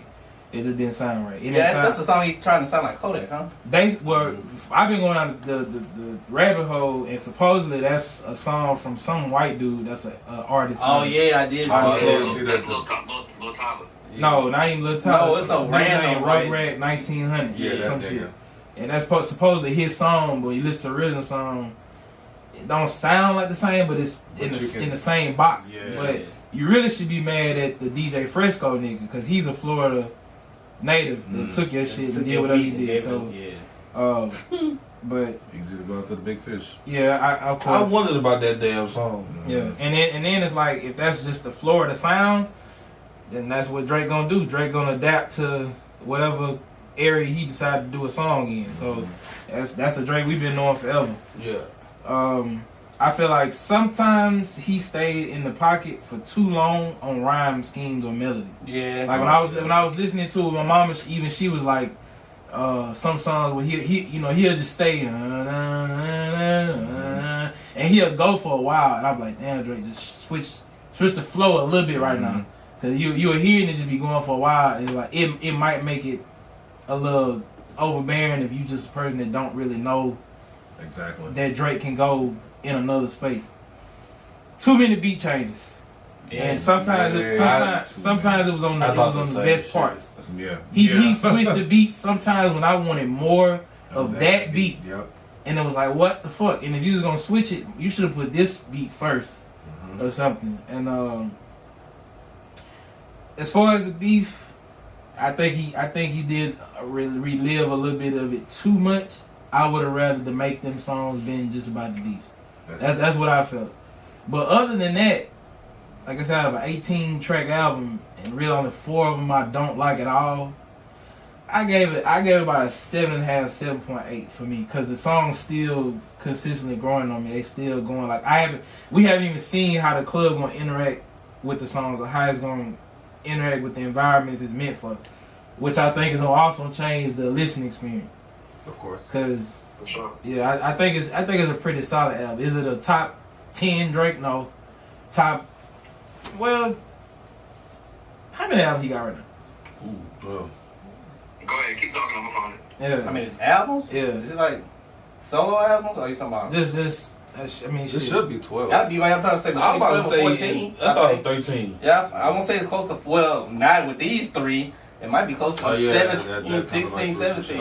I'm missing a lot there. I was about to say at least 13. I would say for me, this is the most I've listened to a Drake album since Views. What came out the Views? Scorpion? I think Scorpion did. Did More Life come out the Views, or did More Life come before Views? I've got 7. I've got 7 albums, official albums for Drake. I'm not counting these 3. I'm counting Thank Me Later, Take Care, Nothing Was the Same, If You're Reading This, Views, Scorpion. Oh, I forgot Certified Lover. That would make 8. I'm not counting Honestly. I'm not counting Her Loss, because those are like collabs. Okay. I count For All the Dogs, so that would be 7. That would be For All the Dogs. Well, hold on, let me go backwards. Yeah. 1, 2, 3, 4, 5, 6, 7, 8. I got 8 albums, not counting these 3. Not counting those 3. I don't count More Life. I don't count What a Time. I don't count So Far Gone. I count So Far. I'm surprised you don't count More Life. Yeah. What was on More Yeah, Life? we'll get into that. We'll get into that. Why I don't count it. But go ahead. Yeah. But I mean, overall, it'll probably fall somewhere maybe in the 6 to 7 range for me. Just like overall, sonically. Oh. I ain't know this on the phone. Yeah, but it's a solid project for me, bro. It's a solid album. So. Okay. Marty, your thoughts? I guess some people want to do it. Man. Greatest album of all time? What you gonna do, Marty? Too many damn descriptions, like you said. Cause you already know what his number one. Well, you got to say what your first take was when you first texted the group. I don't even much remember when I texted the group, but I do know when I started listening to the album. Oh, I do remember. I cut that bullshit off as soon as I heard it. Just like so I was alright. Hold on, let me paint the scenario. Right? Damn, bro. It's like 1 a.m. I'm leaving the location and I'm headed home, right? Alright. And I was like, I actually forgot that the album came out. So I was like, oh shit, let me just go ahead and throw this shit on the ride home. I got like 30 minutes on the way to the crib. I heard song 1. I was like, okay, that's a really rough intro. It's a really rough intro. Then I heard Dust, and then the beat changed, and I thought it was a completely different song. Mm-hmm. I like Dust. I like how Dust sounds in the car. I like Whisper My Name. Then I got the Janet Shut the Fuck Up. That was my first skip. I think I let 20 seconds of that rock, and I skipped that bullshit instantly. Mm-hmm. Ran to Atlanta. That shit hit in the car. I said, okay, it's a bad song, but I know what it's meant for. It's meant for the strip club, especially how DJs, it's meant for the strip club and just the nightlife. So I know how DJs gonna cut that up and how that's gonna sound, right? So I was like, okay, that song's okay. It's not my favorite Future and Drake song, but I get it, right? Mm-hmm. Then I got to Shebang. Skip that shit, and that's when and then I got to Make Them Pay. That was another rough listen on the first listen at 1 a.m. in the car. I was like, yeah, I don't like that one. Got to Burning Bridges, skipped that one. So instantly, out of the first 8, I got 3 skips. So, then I got the National Treasures. I was like, okay, well, I heard National Treasures because I'm not sure if, y'all timeline is similar to mine, but that was a leak. And that's actually like a 2-verse song. That's Drake's verse, and then it was another dude, but he took dude off the song, thank God, because, it made the song better by taking Old Boy off of that shit. So, heard National Treasures, I like that. That was cool. Then I got the Bees on the Table. Bees on the Table is such a lazy fucking song. It's such a lazy song and it sounds like a throwaway. And it sounds like something that Drake was like, alright, I need another representation from Atlanta on my album, and somebody I genuinely fuck with. So let me throw this throwaway, for lack of a better phrase, onto this album. So that was that. So that's what I did text the group. I texted the group. I pretty much skipped all that bullshit. I didn't go back to it, right? That was Thursday night, Friday morning, you know what I'm saying? 1 in the morning, 2 in the morning type shit, right? Then, does anybody have any questions or rebuttals about that first? Before I actually get into, like, my breakdown of the Make Them Pay was a rough listen? Yeah, it was at 1 in the morning. That's the perfect song. But it also depends on the event that he was leaving too. Yeah, that's you know what I'm saying. First listen. So that's the first listen, and I'm coming off of the skip. I got it. Hey, that's the little flip sample I was talking about. That's the song I like. Yeah. My mama was singing that shit the whole weekend. She was, I don't know, that shit was catch. I don't know. They can pay fire, but again, I can understand being 1 in the morning. 1 in the morning, depending on what you're leaving from, and like you're listening to like a new Drake shit or whatever, like, and then you're not hearing like that slap. You know what I'm saying? That you probably want to hear while you're on the road. I can kind of understand why that may be a little rough. Okay. Yeah. So all right. So then I actually got a chance to really like sit down and listen to the shit at work, right? Then I let's go back to the intro. Make him cry. The first 8 bars are so vulnerable, right? Because he's talking about having to treat his son's grandpa like a brother, and then having to treat his mom like a sister. You know what I mean? So it's that hit me in a whole different place, because it's like, damn, like I understand it, because I think I've had a conversation with y'all about seats at the table changing in the family dynamic, right? Yeah. Mm-hmm. And that's what that intro bar, those first 8, that first 16, that shit really meant a lot to me. But it's not one of his best intros, but I get it, right? And so with that intro, he really just like rolled out the carpet for, you know, everything else that's to come with the album. So let's move forward. I don't like the first part of Dust, but I do like the second part. I think Dust, he's actually talking to Yachty about that. I think that's who that's aimed at. I'm not sure. Gotta do a little bit more digging, but I think that's who that's aimed at, right? I hate the last beat on that song. Like, it's 3 beat changes in that song. The first one sucks. The last one sucks. The middle beat and flow where he's at, that's perfect right there. Cool. Whisper My Name, I'm right there with you, Marcus. That's my favorite track. That's my favorite track on the album. How he harmonized, how he flowed, how he delivered, the content of the song, flawless song. That's vintage Drake. That's, you know, top tier premium Drake, right? Janice, shut the fuck up. Complete miss. I'm never listening to that shit ever again. Okay. Hey. Run to Atlanta. I already spoke about what that's gonna be. That's for strip club. You get it. Shebang. I'm never listening to that shit either ever again. I don't like that Jersey, that New Jersey house music EDM. I'm not here for that. I feel like that should have went on one of them other albums. On my op status. Make Him Pay. That's one of those songs where he sounds vulnerable, and he's really just expressing his disdain for the industry, whether if it's the business of the industry or the people in the industry that are talents as well. But that Make Him Pay can really fit as like a timestamp song. That could have been a timestamp song to me. it was released originally as a timestamp song. I think it was like 1 p.m. in Albany. I think was that was or was that National Treasures? No, it wasn't National Treasures. National Treasures it's been on the Iceman stream. Which one was it? It was one of them that was like the 1 p.m. I think it was Make Them Remember. Make Them Remember, is it? It might have been Make Them Remember. That's what the original was. Okay. I know it wasn't the last one. I know that for sure. Yeah. Make Them Remember. You're right. Yeah. That's what it was. Okay, my bad, Marty. Go ahead. You good. So that was Make 'Em Pay. Burning Bridges. I don't like the shit, bro. Like Drake, you too good of an artist to still be addressing Rocky. Like y'all know how I feel about ASAP Rocky. I don't fuck with that dude at all. But Drake, you too big of an artist to keep addressing such a peon. That might be why I don't like it. He took the love of his life, man. I would have rather you just let it go. Spend some time on Ross. Yeah. You can go at anybody else. Now I forgot what song that Aiden Ross bar is at. That bitch was fire. I did not understand what the fuck that bar meant. Like I thought that shit was something else.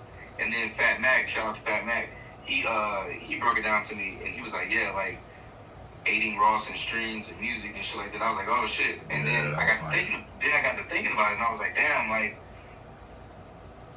I don't know. I'll get back to that because that's gonna create a whole nother. That's gonna create something totally different. Right. But just remind me later on and we can get back to that. Brain Bridges, National Treasure. I told y'all what National Treasure was. That was a leak. I already heard that. Beats on the Table, Lazy Song. Should have kept that shit on her loss. What did I miss? I still don't like that song. Is that on the album? Yeah. Yeah. What did I miss? It's right on the Black Twist. I do like the song better in the flow of the album.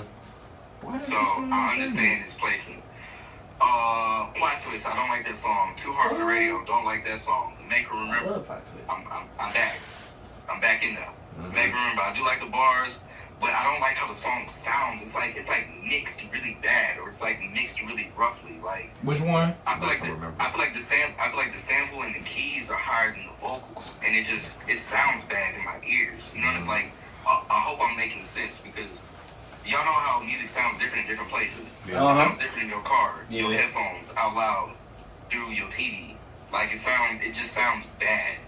But the lyrics of what he's saying, it's right where it needs to be, right? So I do fuck with that song. Lil Birdie, I'm on the opposite side of you, Marcus. I fuck with Lil Birdie because I like Lil Tyler, and that's the Lil Tyler Kodak Florida shit.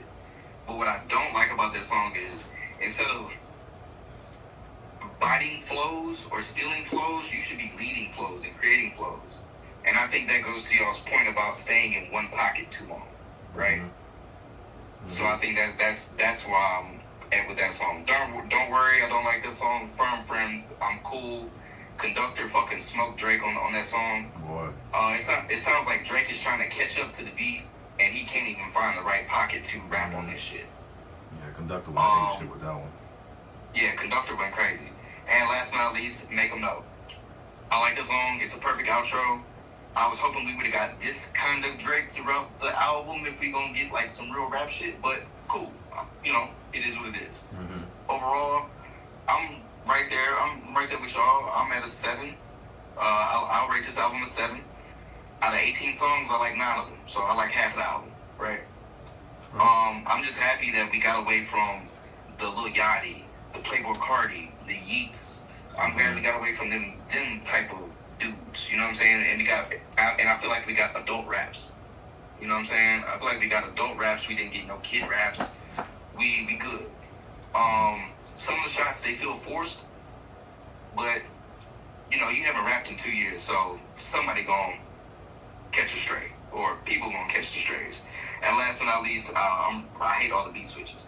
Yeah. Let me just get one solid song, my nigga. Let me just get one solid. Let me get multiple solid songs throughout the entirety of the album. Like a lot of them beat switches are so unnecessary. And yeah, some of the beats are good, but some of the beats before the switch was even better. I think I finally understand now why I can't remember the names of songs. Exactly. Because the beat switches. Like I can't remember what Drake song it is because I don't listen to that particular song all the way through enough to remember the title. Yeah. So I finally think I realize now. Yeah. But so what was the thing you were saying about the Aiden Ross shit? Aiden Ross, right? Aiden Ross, so I hate the fact that he's still even giving this dude any type of leverage or clout or highlighting and shit like that. Like, yeah, I understand that he's one of the more popular streamers, but there's another popular streamer that just got fucking jail time, and I think we have agreed to not mention that streamer's name. Yeah. So, and I hope we all know who I'm talking about there. I don't. But I do. Yeah, I do. Yeah, I purposely haven't even mentioned it. Tevin on the side. You know what I'm saying? Tevin, he's over to the side. Did it have something to do with a case? Currently.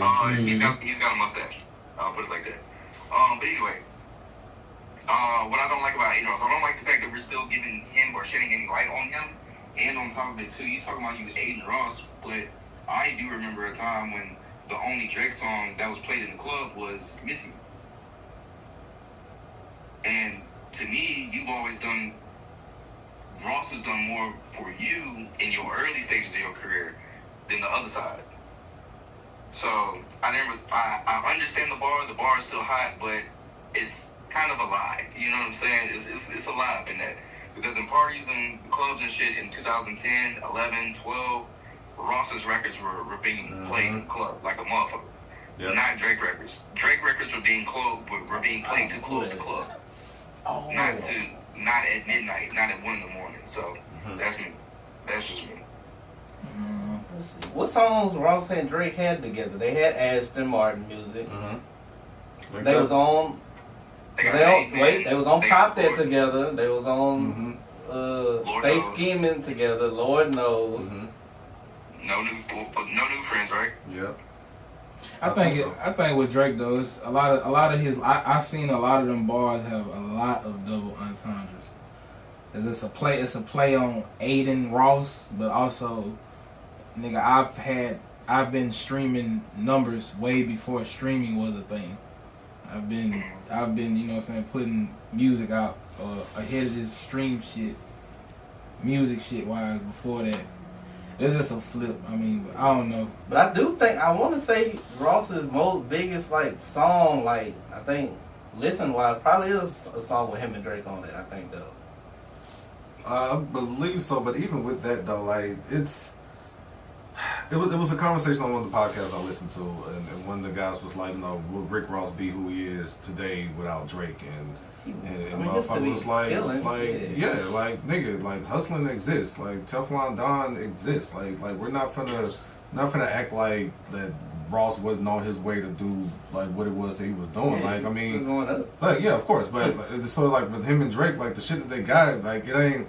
None of them shits was a #1 smash or anything like that. Them niggas ain't got a smash together. They just got good music together, and I think that's fine. So even with that the beef between them two, again, what the fuck is y'all's deal? What if? But I see, and I think this is me just coming from another perspective.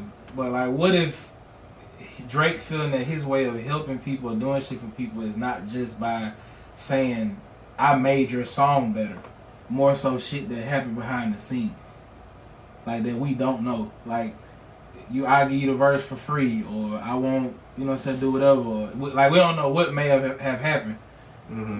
What if it's more so to some shit on a personal relationship for you to come out and be doing the shit you doing? I was helping Ross with music before Aiden, you know what I'm saying? I think we go straight to that aspect of it, and not just maybe Drake really be speaking more on the personal relationships that he might have with folks. Which is why I would kind of understand why you probably upset with the way niggas portraying you now all of a sudden or coming out of the blue.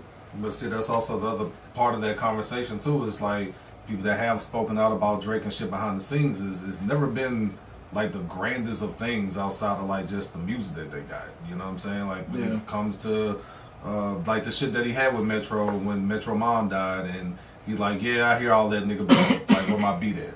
You know what I'm saying? It's so, again, so for somebody like a Metro, it's nah, man, it's fuck this nigga forever. You know what I mean? And other niggas that, again, he addresses Joe Budden on the album, and he talks about hitting one of Joe Budden's pieces, you know what I'm saying? And some shit, Joe Budden spoke about that on this podcast, where you out here hitting niggas' baby moms and walking around talking about it. Then there's the shit with the chick that he slept with that Wayne was fucking with, where Wayne was locked up or whatever, you know what I'm saying? But went and tattooed Wayne on him to kind of apologize for this shit. So it's not the things that has happened behind the scenes have just been spoken about has been great outside of the music. Right. But that's not to say that those moments haven't been great. You know what I'm saying? So that's why when I mentioned earlier about the LeBron shit, I kind of want to know, because that one video started surfacing around again when Bron and Steph was on the court.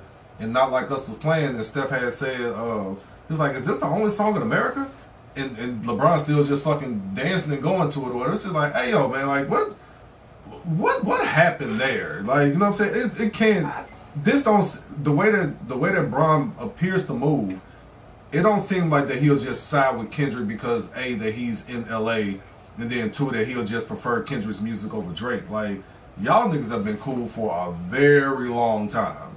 And for you to just switch up on them for whatever your reasons are, again, a little bit curious to me.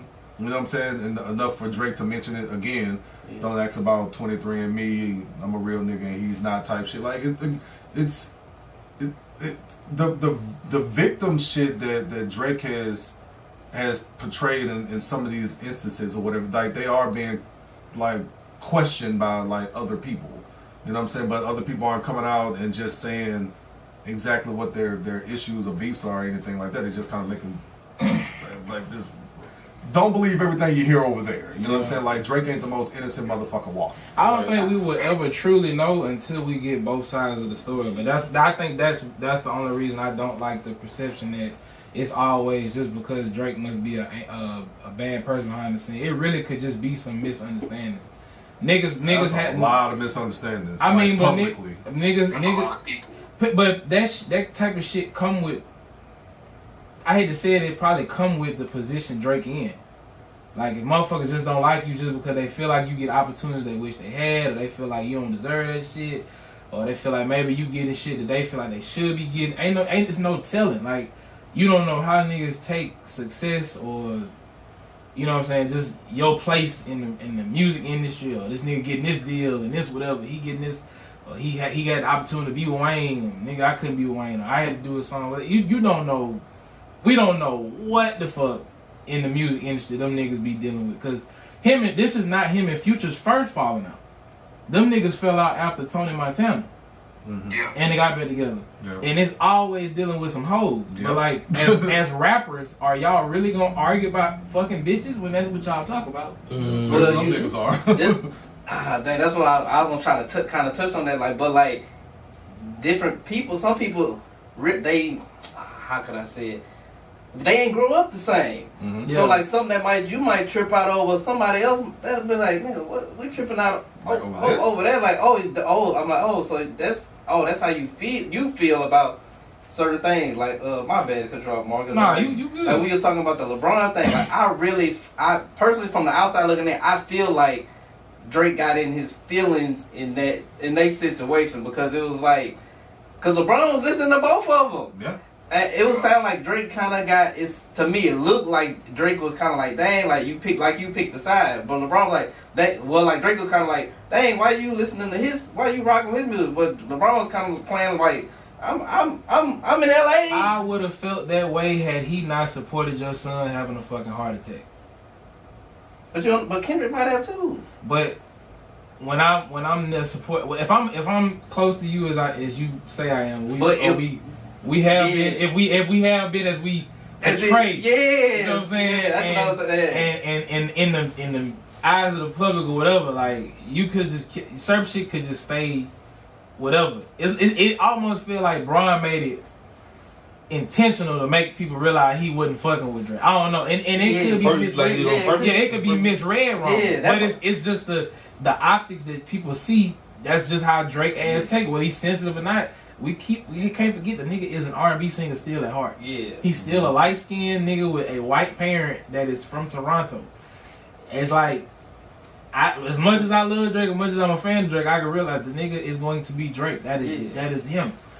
I started this off by saying that he was being extremely vulnerable, which is something that I've always appreciated about him. You know what I mean? And even to kind of go along with what y'all just said about Bron and what that could have been, or what that looked like, his other issue with DeMar DeRozan, whatever. And the way that Drake spoke on that, they both spoke on it. DeMar said that like the trade from Toronto really hurt. Yeah. You know what I'm saying? Like that fucked him up so much so that he had to lean on Drake to kind of get out, like to get over it, to get through it or whatever.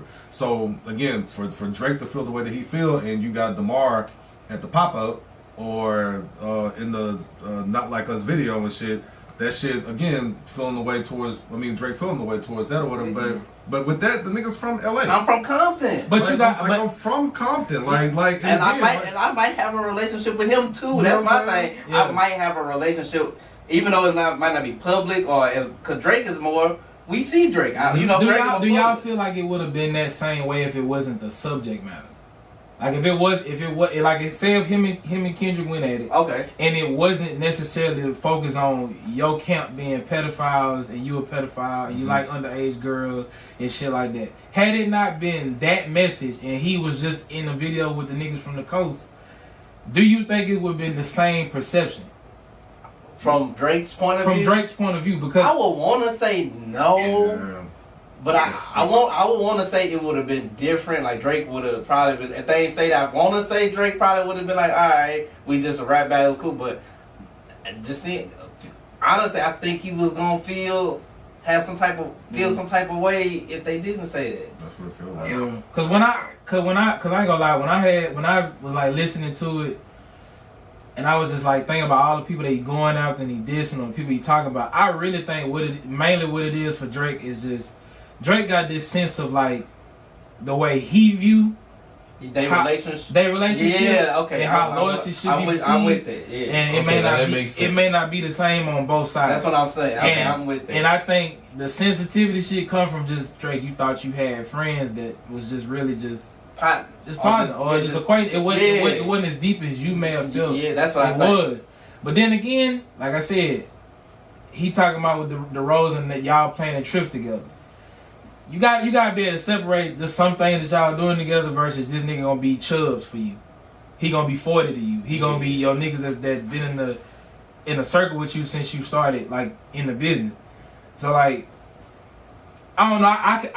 Then I thought about it from the perspective like, okay, well Kendrick had the coast, he had multiple artists, multiple people on you know what I'm saying, there to support whatever, and it's like, damn, Drake have been a part of a lot of niggas' music, a lot of niggas' careers, and ain't nobody speaking out.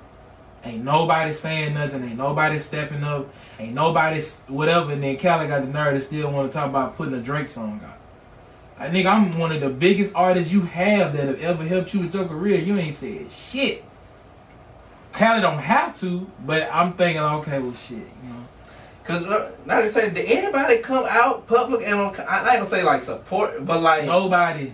When all that was going on, nobody. Like, cause think about nobody was in his video. Nobody. And you know what I'm saying? It's like, yeah, I get it. You know what I'm saying, nigga? They a part of the West Coast, they whatever, but it's like, nigga, still got all the people on the East Coast and the South.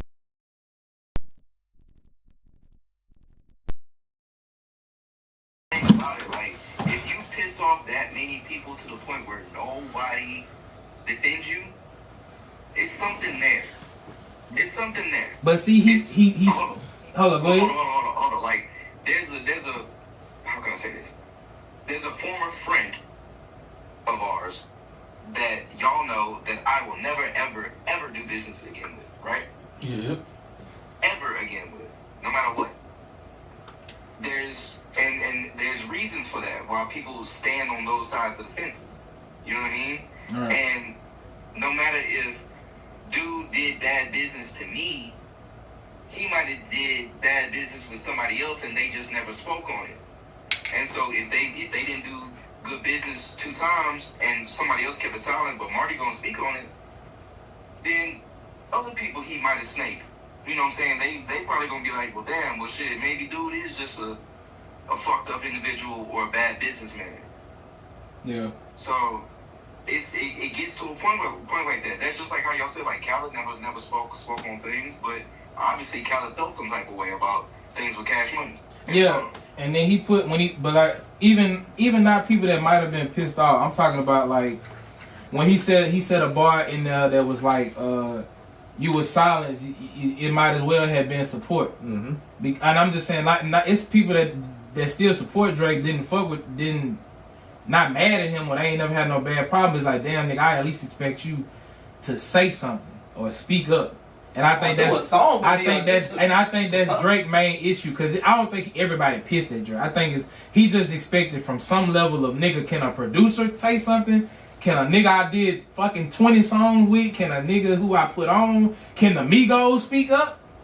Can Thug say something? Can French Montana? Can French Montana? Can nigga French still fuck with you? Can French speak out?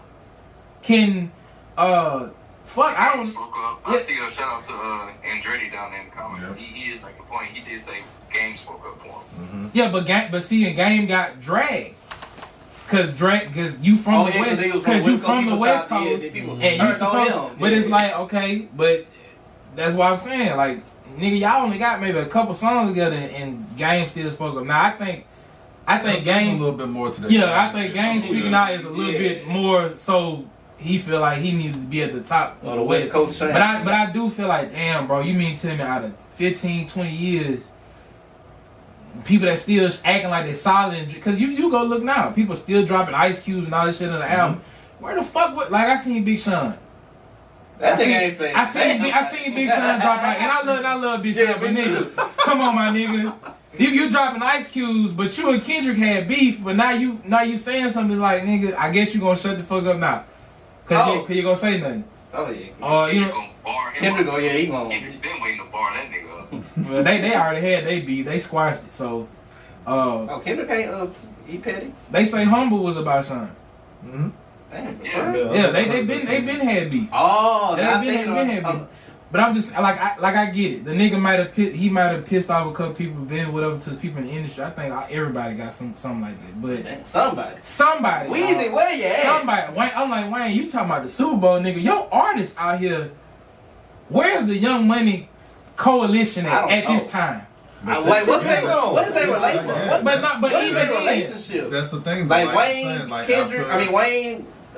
Nicki and Drake, like what's the relationship? But it's like the moment after Wayne got out, like they did some shit together, but everything just kind of went after that. But they'll just do a single. They'll do one single. I don't think it's because of their relationship. I feel like it's more so just at that time. That's when Drake was finna get out the deal, like the Cash Money deal. Nah, son. The way he always spoke about Wayne and say that he owed Wayne his life, he still would change his album, like not his IG photo to Wayne like now. Like he still that's what I'm saying. Like he still do that. So like it can't be only because of the deal. Like, then again, I can't expect Wayne to say shit because Wayne don't ever say shit. Wayne don't give a fuck. Wayne don't say shit about politics. None of that. So. And when he do, shut the fuck up. Yeah, like crazy. we love Wayne. Who wants to kill Wayne? That's really all I'm saying. I do think. You don't fuck about what the what? What the hell is Wayne thinking right now? I do think. Yeah, I do think the way that Drake might view loyalty, bro, is he just might view it as in damn, can somebody just at least show a sign of support. He probably felt like the industry, friends, everybody. One artist should have said something besides the game. Like he shouldn't have been the only one we can remember that publicly was like said. Not even you ain't got to gloat for the nigga, but just say I rock. I love Drake or Drake my dog or he did this for me or he a great. Tory Lanez might have been the only nigga, but you behind bars. So he tweeting shit. Man, shout out to he Tory, texting bro. shit. He keep it. Shout out to Tory. Be behind bars, that's another story. OV Canada. Yeah. Shout out to Tory, man. Like I don't know. I feel like Dipset and them. I guess it don't matter, but they rock with it. So again, with the mass silence and the number of people that again didn't say shit or spoke out against it. Like Marty said, it gotta be something there. I think niggas is just scared to say shit. Probably because you know what? It's all them rappers that can't really rap. That's why, because they can't rap and they scared. Kendrick gonna say something about me and I ain't gonna be able to say nothing back. Nah, I can't rap. They was scared. So the one thing Kendrick wouldn't do is exactly what Drake did, and he's not about to make this about everybody else. I'm about to shoot at you. Like this is me and you. I know, but they was scared. They was like, if I say something about the back of Drake, Kendrick gonna make a song about me. He killing Drake right now. He just think about what my career gonna be. Again, my problem is with that nigga right there. But I'm saying what they think. They like we already trashed that rap. That it's about this nigga right here. Y'all should hear me say that I'm telling y'all it's about this nigga right here. I did the control verse to let y'all niggas know how I feel about some shit. I'm gonna name drop everybody, but that is it. And even in Drake's response to that shit or whatever was something that still like made Kendrick look at that like nigga, like I really do feel like I'm better than you. So going to your point earlier about like you never know how motherfuckers feel about you like just watching how you moving around and shit like that. I can tell y'all how I felt about Drake the first time that I heard about this nigga or whatever. I was like, who the fuck is this guy, and why do people love him so fucking much? Because I don't fucking get it. That nigga, the BET Awards that Michael Jackson had recently died and Jamie Foxx was hosting it. Oh, no. In Jamie Foxx's monologue, he mentioned Drake. In that moment, he was just like, huh? Where my Drake fans at? And Drake is just sitting out there with his cardigan and shit. And I remember sitting up there looking at them like, why the fuck is everybody on this nigga dick like this? Well, like I don't understand it. And again, that's how I felt just coming out the gate. So for me to think that he has like all of this push and all of this, like we call it like an industry playing shit now, whatever, like that's what it looked like to like some people. If other motherfuckers out there really working hard and doing the shit that they were doing and moving around the way that they were moving, and it looked like, hey, you got lucky because you fucked around and got with Jay Prince and Jazz or whatever, then them niggas put you on tour with Wayne, and then Wayne done wind up signing you.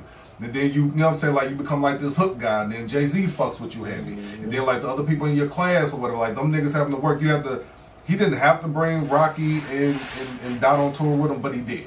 He gave Dot his own interlude on that album or whatever. And even in that shit, that nigga Dot is in there talking like, yeah, I'm hearing everything that you're saying, but I'm still gonna bust your ass at the end of all of this. You know what I'm saying? So I can see like some like ill will for like the way that people have always spoken about him or whatever. Like when that nigga dropped the Started From the Bottom song or whatever, people hated that shit. Like, nigga, you was an actor. How the fuck did you start from like the bottom and all this shit here? So I can see a world to where people are like, he got it like way too good, too lucky or whatever. Not saying that he's not talented. Too many breaks. Like, yeah, he just got way too many breaks and we don't like that shit. I can see a world where that's like the case to where when one of the other niggas in your class coming at your neck, that other people just like, yep, he got it. We just gonna let them two niggas battle it out. And to aid TJ's point right there, who else from that class had the launching pad that Drake had? Aside from, and I mean, I can't even say Wale did or Meek Mill did. Mm-hmm. Because everybody else from that class is like genuinely grassroots. You know what I mean? Like, was Cole in his class? Yeah, Cole in that class. Man, he got a Jay-Z co-sign. I mean, but that was after the Friday Night Lights. But Cole talks about all the time about how Hov didn't want to put out his first album. Cole's first album came out in 11, and that's why we got two more mixtapes from Cole prior to that, right? That's how we ended up with Friday Night Lights and the warm-up, right? Yeah. Because Cole was already with The Rock in, I think, what, 08, 09? Yeah, first single had already dropped, and then like his album ain't dropped till like the next year. Yeah, so I mean, yeah, he might have had the Jay-Z sign, but Hov wasn't pushing Cole like how Wayne was pushing Drake. Mm-hmm. And shit, before Wayne even went to jail, what's the iconic bar? We gonna be alright if we put Drake on every hook. Yeah. And guess what they did? That's the biggest blessing you could ever get from the best rapper in the world at that time. Mm-hmm. If you think, but that was kind of after Drake had already put some stuff out. That's what you're saying. Not to mention Kanye directs your videos too. Your first video, like your first big one. And matter of fact, to go with that, oh my bad, Martin. No, go ahead. No, I was just. But to go with that same thing, like literally, we want to talk about who actually had a helping hand, or you say like a blessing. Like nigga, the only one I knew that blessed Kendrick was Game. Kendrick had Drake. That was after the fact. I found out from about Kendrick Lamar from Game. He said, I got a nigga in the West. He gonna come through and body everybody. Mm-hmm. He just so happened to get on the like maybe 2 weeks later. But he got a cosign from a lot of niggas in the West. But nigga, like say, you can say it had a lot of niggas. Yeah. Who was your mains? Your main nigga at the time, because Game was out at the time. Game said, I got a nigga over here, boy Cole. The first time I ever heard Kendrick Lamar's name was Connect. So literally after that, then you find out that he got Drake. Drake co-signed for him, put him on a couple tracks, whoop whoop. Yeah. Like literally, if you look at the people that actually boosted them up, like I think Drake had the best luck. The best luck. And again, super talented. Like it's not like that he didn't deserve to be on the pedestal that he was on. You know what I'm saying? It's just, again, I can just see a world to where people are like, nah, fuck that nigga. You know? Yeah, I'm with you because like Cause like people say he was on TV. I'm like, nigga, we ain't had the grassy out here. So didn't. So the man did kind of had to work like somewhat because that was in Toronto. The man dropped a classic before. A classic mixtape before he signed to Young Money. Dude. That ain't luck. That's just skill. You know what I'm saying? It's a skill, bro. Like it's different. It's the same thing with Jeezy. That's not luck. That nigga, you had a sound. It clicked. And it's one of your best projects to this day. It's still a classic with Trap or Die. You know what I'm saying? It's just like when you get that type of head start, you jump to a better platform with the Wayne and Cash Money shit. But Drake was Drake already starting. Like you was already on your way to that level. The nigga Jay Prince was an investment to linking you with other people. You know what I'm saying? That's just the money, but that's what they did everything. But it's like, I'm just saying there could be a sense of jealousy somewhere in there, just knowing that this nigga has been consistent. Absolutely. Yeah, I think that's what TJ kind of. Yeah, that's what I'm saying. I'm just saying I can see a world to where that's possible. Yeah. Cause if that's the case, a lot of you niggas that was signing Young Money had the platform. Yeah, and the backing. The backing. You know what I'm saying? That did something was Drake, Tiger, and Nicki. Yeah, this nigga literally had 2 artists that took the fuck off out of 7, 8 niggas. So and what Nicki with Gucci before she that? was. Yep. Yeah. You know Which I forget about that. I forget about it. Let's advance this conversation a little bit. But TJ, where are we at on top? 135. Okay. Pretty All right, quick. cool. We got maybe 20 more minutes we can rock here. Let's advance this conversation. When is the next time we hear Drake again? I think Drake finna drop again. 4? Timeline. I would say I feel like Drake gonna drop before Christmas. Okay. Why? Because it's already rumors. It's rumors that he got a whole nother project with a conductor. It's probably that he got other shit. Bro, this man been sitting for 2 years. Y'all think this all the music he got? Of course. You don't like the conductor beats? No. The record that I want to hear is the joint with him and Benny the Butcher. That's been done since. Oh man. But man, actually was just talking about that shit. That's the one I want to hear. Because I think it's Benny, Drake, and Conway. Oh my God, I've been waiting on that one. I didn't think I said nothing either. But I did want to speak on like I don't give a fuck nobody say, bro.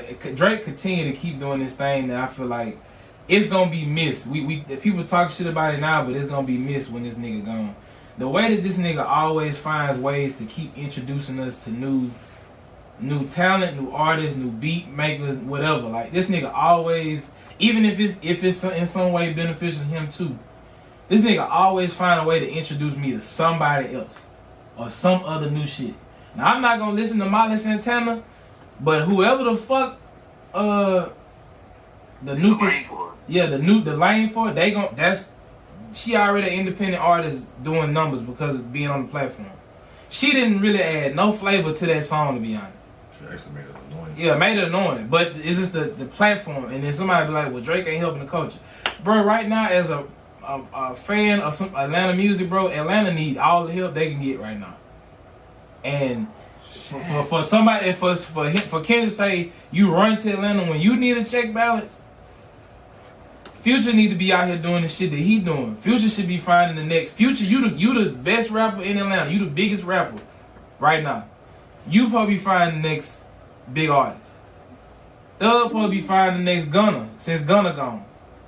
A little bit of wait. Lil Baby should have been finding somebody. I thought he had somebody. Them niggas washed. It's like, but he always find a way to introduce us to like Yebba. I would have never heard Yebba before that album. His artist Pimmy. Party Next Door, Weekend. Even though him and Weekend had a little mutual. Party Next Door was already a group. Yeah. I never heard. That's a solo nigga. That's Drake artist. I would have never heard Party Next Door had it not been for Drake. No, Party Next Door now is a. I would have never heard. No, what I'm saying is Party Next Door started off as a group. The dude used to play tennis, so he started off as a group. They were a group of people. No, he didn't. That nigga always been PND. You know he didn't. Well, you might be getting Division confused. That's what I think you may be confusing it with. Yeah, Division R&B group. They started off as 2-3 niggas. No, because Party Next Door was a group that like do like I want to say EDM music. Am I wrong? I don't remember that. Nah, I think you got the wrong person. I'm just he just always find a way to either adapt or recreate a sound, and it's like I feel like when people make it an issue or a problem, if it was just so easy to do, then they would be able to do it or recreate it. You know what I'm saying? But I feel like we already like it's already proven that, man. We ain't really just had we wouldn't have had some good rap, but we ain't had nothing that's sticking. Oh, yes. I agree with that. And it's like, bro, whether you hate that nigga, like that nigga or not, bro, somebody gotta stick. They need to stay there for a while. Cause I think right now the most clever song, the most popular song we got in rap right now is the shit the Baby got. That pop your man with a nigga lap. Like, bro, what song? That pop that song.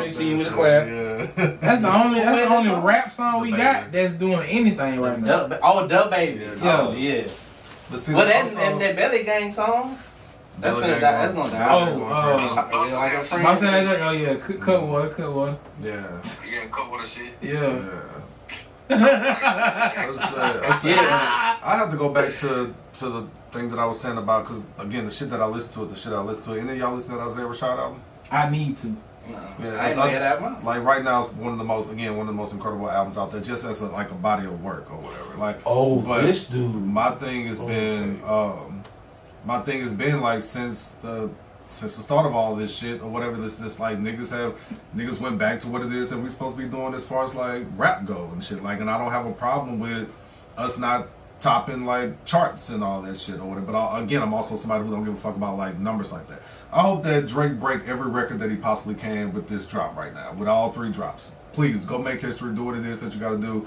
Let me be proud of you as far as that go. You know what I'm saying? But for me, again, this music is not going to be something that I'm going to be replaying for a very long time, just because of, like I said, the subject matter that's consistently on there. Now, as much as we said that like the like Cole shit didn't it stopped being as loud as it was at one point or whatever, I'm still listening to it because it's still just like some really good fucking music on there, and he's rapping his ass off.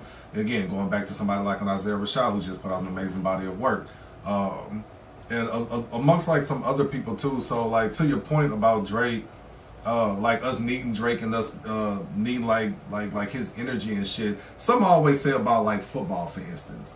When Dallas Cowboys are good, football is great to watch or whatever, because you know that something's going to happen to where they're going to be getting talked about, and that abrupt fall is going to happen, and we're all going to celebrate it anyway. When Dallas Cowboys are good, football is good or whatever. Like sometimes you just need certain people in a genre or in a certain area to just be really good for people to just give a fuck about it so much, regardless if it's like even if the quality is like mediocre or something along those lines. So even going back to when a little bit after the push beef and shit, it was that one joint that he had with Frida that he sampled, the New Orleans bounce shit that Drake had did or whatever. Like even with that song, that shit came out and it fucking hit. Like everybody was fucking with it, women out here dancing to it, etc., etc.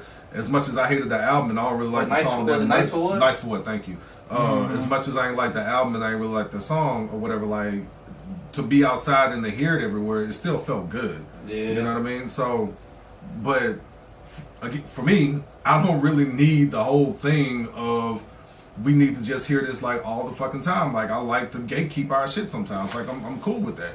I'm cool with hearing the shit that I want to hear. I'm cool promoting the shit that I want to promote. Then we have the conversations about the people that we want to have a conversation about or whatever. And I'm like, I'm super good with that. You know what I'm saying? Please introduce us to new artists. Like let these other people put some music out or whatever. But like when we having a conversation about this, when we're having a conversation about Drake deserves to have like an hour on a podcast where we're just discussing his music, the album that he just dropped, the impact to it, what it means for people or whatever, and what it is that we feel from it and what it is that we think. Because for one, he deserves it too. People actually give a fuck about what it is that we think and what we got to say or whatever, and we can have a concise conversation about it or whatever, to where we're not arguing or screaming or something like that every time. You know what I mean?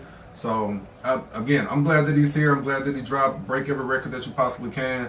But like I said, as far as like the music goes and shit, I'm already on to like the next artist and the next thing. Shout out to Black, he's dropping Friday. Yeah. Yes, sir. Yes, sir. Well, I think that about covers that with that. Did we miss anything else on this? Anything in the comments that we need to address? No. Y'all want to talk about that Future and Future being on the song or on this album? Y'all want to talk about this shit? Let's say how you feel about it. Oh Lord. I think it's God damn, that nigga Kendrick is good, bro. Hey, I was trying not to do it, bro. I already know where you're going. I was trying not to do it. But go ahead, man. Drake needs Future. Drake needs Future. Drake needs Future? Drake needs Future, bro. Drake needs Future, bro. Because name another club song. What's the club song on this album? Janice, I'm telling you, wait till September. Wait till September we go out. Nigga, I'm going outside. It's Memorial Day weekend. I'm going outside this weekend. If none of these women are shaking ass to Janice, then I'm gonna call you a bold-faced cut water lot. when you gonna hear? And I want an honest talk. But you gonna hear Cheetah Print. Oh my God! You gonna hear Cheetah Print. You gonna hear Janice. No. Oh my God! No, from Ice. Janice. Bro, I have a feeling. And people saying, even though I don't really like Shebang, for some reason they like Shebang. I don't know why. I don't get it just yet. To me, Shebang would have been perfect with a Thug feature. Shebang is a Thug feature song. That is a Thug or a Gunna type of beat with him. That would have been a great song, bro. That it just matched their tone. But I feel like that Janice shit for some reason is gonna catch. I don't know why. I don't get it, Marty, but I'm telling you, I just feel it. I feel like that's gonna be the one. Have y'all seen anything on TikTok yet? I've been seeing nothing but that. People like that's the one they do. They love fucking Janice, bro. Janice been the song that's been getting the most talk I've been hearing. Hey man, don't make no more shit with fucking Sexy, bro. Like it's that song pissed me off so much I wanted to throw my phone across the room. That song made me stop listening to that album. Yeah, it's nice to meet you. Her beat, whatever. Oh, y'all ain't talking about the R&B album then. No, she on the R&B album too. I'm talking about the Cheetah Print shit. Yeah, I ain't get to that. I said the fucking bitch. That's why I say that song is for if you got some drinks in you. You got a little. You're not gonna hear it the same. Yeah, it's not for. It's not. So you have to be. So it's intoxication. It is an intoxicated party album. It is like. I feel like it's gonna be like them days you just in a mix club, you walking around, smack that ass. It's gonna be some random shit, bro. I'm telling you, I feel it. I'm gonna have to listen to that. I ain't listen to that. I don't. No, I'm not. No, I'm saying. I know where you're coming from, but I'm picturing the vibe. Cheetah Print is the one that stand out. That's. What I'm asking is, okay, all right, fuck that. Let's advance this. What the fuck do Sexy Red and Drake have going on? Like, why is she always around? Is she the new McCollum? Somebody said that. I've been asking that question for a while. Somebody say she blackmailing them niggas. Somebody got the bread to pay for them features. Sexy popping that coochie. Or she might be a mistress, allegedly. Or maybe Drake just know how to keep ingratiate himself within that community. You know. I said a mistress. My bad. She might be a madam, and she just might have all the hoes. Might be. Drake just trying to grow that fan base. He trying to get the ratchet girls now. I need Drake and Belly Gang, Cushington to get one together. I need a Drake. I need a Drake and Don Toliver, bro. That shit gonna be so fire. That shit gonna be. That shit's never happening because of Travis. The situation with Travis. We don't know. I never thought Future was gonna link back, but hey, you know. I mean, I never thought Chris Brown and Drake was gonna do something. And gave me one of my favorite songs ever. So I mean, that took a decade though. Hey, so, I don't give a fuck. It can't. No, I'm with you. Like I'm cool with it that it took a decade, but them niggas had real issues. That's why New York City clubs aren't the same no more because of them two lights. Damn, when is Memorial Day weekend? You just made That's this weekend. For real? Yes. This is weekend. Monday is Memorial Day. Yeah. Oh shit. That's so when he said that it's like yeah, if there is gonna be a time to be outside and you hear it, this weekend should be the time that you're outside and you're gonna hear it. They're gonna play too hard for the radio. Y'all work? No. I don't. I'm off. I'm off. I need to figure out we off Monday. Yep. Damn, that nigga that made me. I didn't even realize, huh? Yep, and I'm gonna be family free. Oh yeah. Oh yeah, you got it, man. I wish I were here. Sad face. Yeah. So you don't think none of them songs off Ice gonna pop in the club? That ain't too hard for the radio. That could be it. Even though we don't fuck with Burning Bridges, it's gonna hit in the club. I don't know why. I don't know why, but it's gonna hit. This the shit that I don't like is gonna hit. I'm gonna be real with you. I was gonna go to the Drake night on Friday at Off the Record, but my problem is I was out too early, and 33 is really hitting me, bro. Pause. And I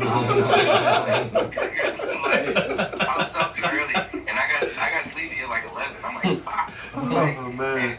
And one of my homies, he was down there, and he got there at like 11 o'clock, and he was like, yeah, bro, it's dead over here. I was like, shit. Well, guess I'm going home. I ain't gonna lie, I'm ready to go out and see how these perform at bars and different places. I just want to see what type of response it get in the environments where you gonna be having a drink, dancing, whatever. I just want to see what it do, cause I'm really curious. I don't know how it's gonna, how it's gonna be perceived. Like, what's the reception gonna be right now? Mm-hmm. Yeah. I just want to see. I don't know. It's gonna be interesting. I'll tell you that. Yeah, it definitely is. All right, we done with Iceman, right? Yeah. All right. Last but not least, while we're over here on music, I do want to say this. I want to shout out. just want to shout out to this to that whole blog era, mixtape era, bruh. All of them boys are putting out fire. Y'all, TJ and Boog, y'all constantly talk about the Wale album, the most recent one, and I'm still stuck on the previous Wale album before this one. Okay, yeah. That's my shit. Yeah, so Kendrick dropped, we all know what GNX did last year, Drake dropped, Cole dropped. The blog era is still very alive, fellas. And it's good to see, and that's really just piggybacking off of our mixtape conversation last week, to see like the blog era and the mixtape dudes, they still doing it, and they doing it at a high level. So, shout out to all of them, whatever they issues may or may not be, but it's just good to have good music. Do we want to cover basketball, or do we want to wait for next week? Ain't much going on. Both series. One series 1-1, the other one 1-0. Cool. No, fuck that. We can't do that. Do you think? we can't do that. I'm just saying. Ain't much going on. Spurs and No. We gotta talk about James Harden last night and how the Cavs blew it. All right, bro. It was one game. He was, bro. That was bad.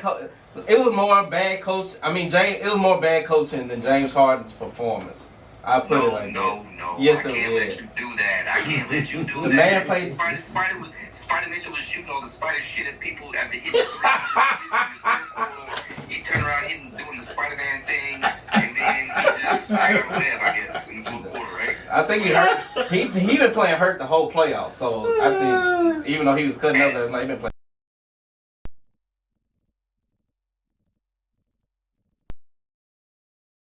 Bottom half. His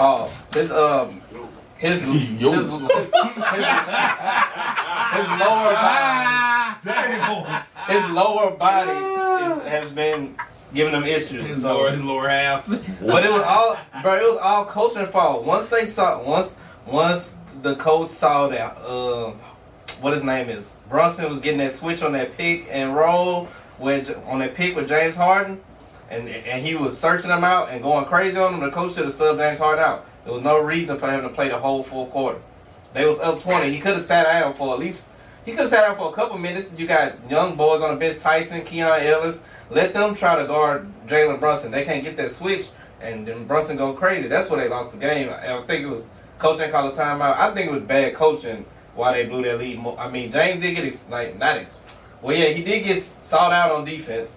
I mean, so James, he tried a couple possessions. Some he got blew by. Some he did contest, but Brunson was just hitting everything at that point. But I blame that game more on Atkinson than I blame it on Harden. So I think next game, well, it's going to be hard for them to win tomorrow because that's overtime game. No, that wasn't overtime. They won and came back and won the fourth, didn't it? No, they won overtime. Oh, yeah, it was because, they blew the lead in the fourth, and the Knicks won in and won the OT. So I think it'll be hard for them boys because Mitchell and Harden look tired. I think it'll be hard for them to win that game tomorrow. So they down 1-0. Spurs and Thunder, we saw one of the greatest game ones ever by Wemby and also by just the game was a great game all around, double overtime. Wemby showed he on his way to being one of, if not the greatest player to ever touch a basketball. But then tonight we was watching, they lost tonight. Spurs lost, Thunder got them by about 8 or 10, something like that. So it's 1-1 going back to San Antonio. They play again Saturday, so we'll see the adjustments the Spurs make. Their issue is Castle is turning the ball over too much. Nigga averaging 10 turnovers a game right now. And I'm not exaggerating, he is. Crazy. He has 20 turnovers in 2 games, so hopefully Fox can come back and help him with as being a primary ball handler. But they're gonna struggle as long as he keeps turning that ball over like that. But they got a good chance to win the series. I like their series. I think that's more. Well, win that series to me, go win the finals. Yeah, And I'm still betting on the Cavs to beat the Knicks in the series. Seriously? Yep. I'll take that bet. I'll take that. I'll take the other side, Timmy. Okay. We'll discuss off mic. Yep. All right. But yeah, James Harden, his problem is he needs to stay the fuck out of Starlets. Oh my God. Stay out of Starlets. stay out of the Hoops Cabaret. Stay the fuck out of Sapphire, alright? Where are those And then at? maybe you can have more success in New York. Yeah, I'm in New York, yep. Oh. Every last one of them spots. I can't get naked in there. No, he ain't going to them. Shit, that's James. They gonna find a room. They will make room. James gonna call him to the. Never mind. Don't worry about it. Call him to the bubble? Oh, he did? Oh, no. Well, I think we did all we could do with this episode right here. This is episode what, TJ? 103. Yeah. 103. Yeah. 103 episodes of the Perspective Podcast are now officially in the books. Iceman is out. I hope everybody enjoys it, and hopefully everybody enjoys the other joints that are out too. For Turnpike T, for Cutwater Clark, for Leroy back there behind the first computer, and for Lucky 7 behind the other computer that's off camera. Thank y'all for tuning in. Hope y'all enjoyed this episode. Hopefully we didn't make ourselves look like fucking idiots talking about this music shit, but if we do, we do. So until next time.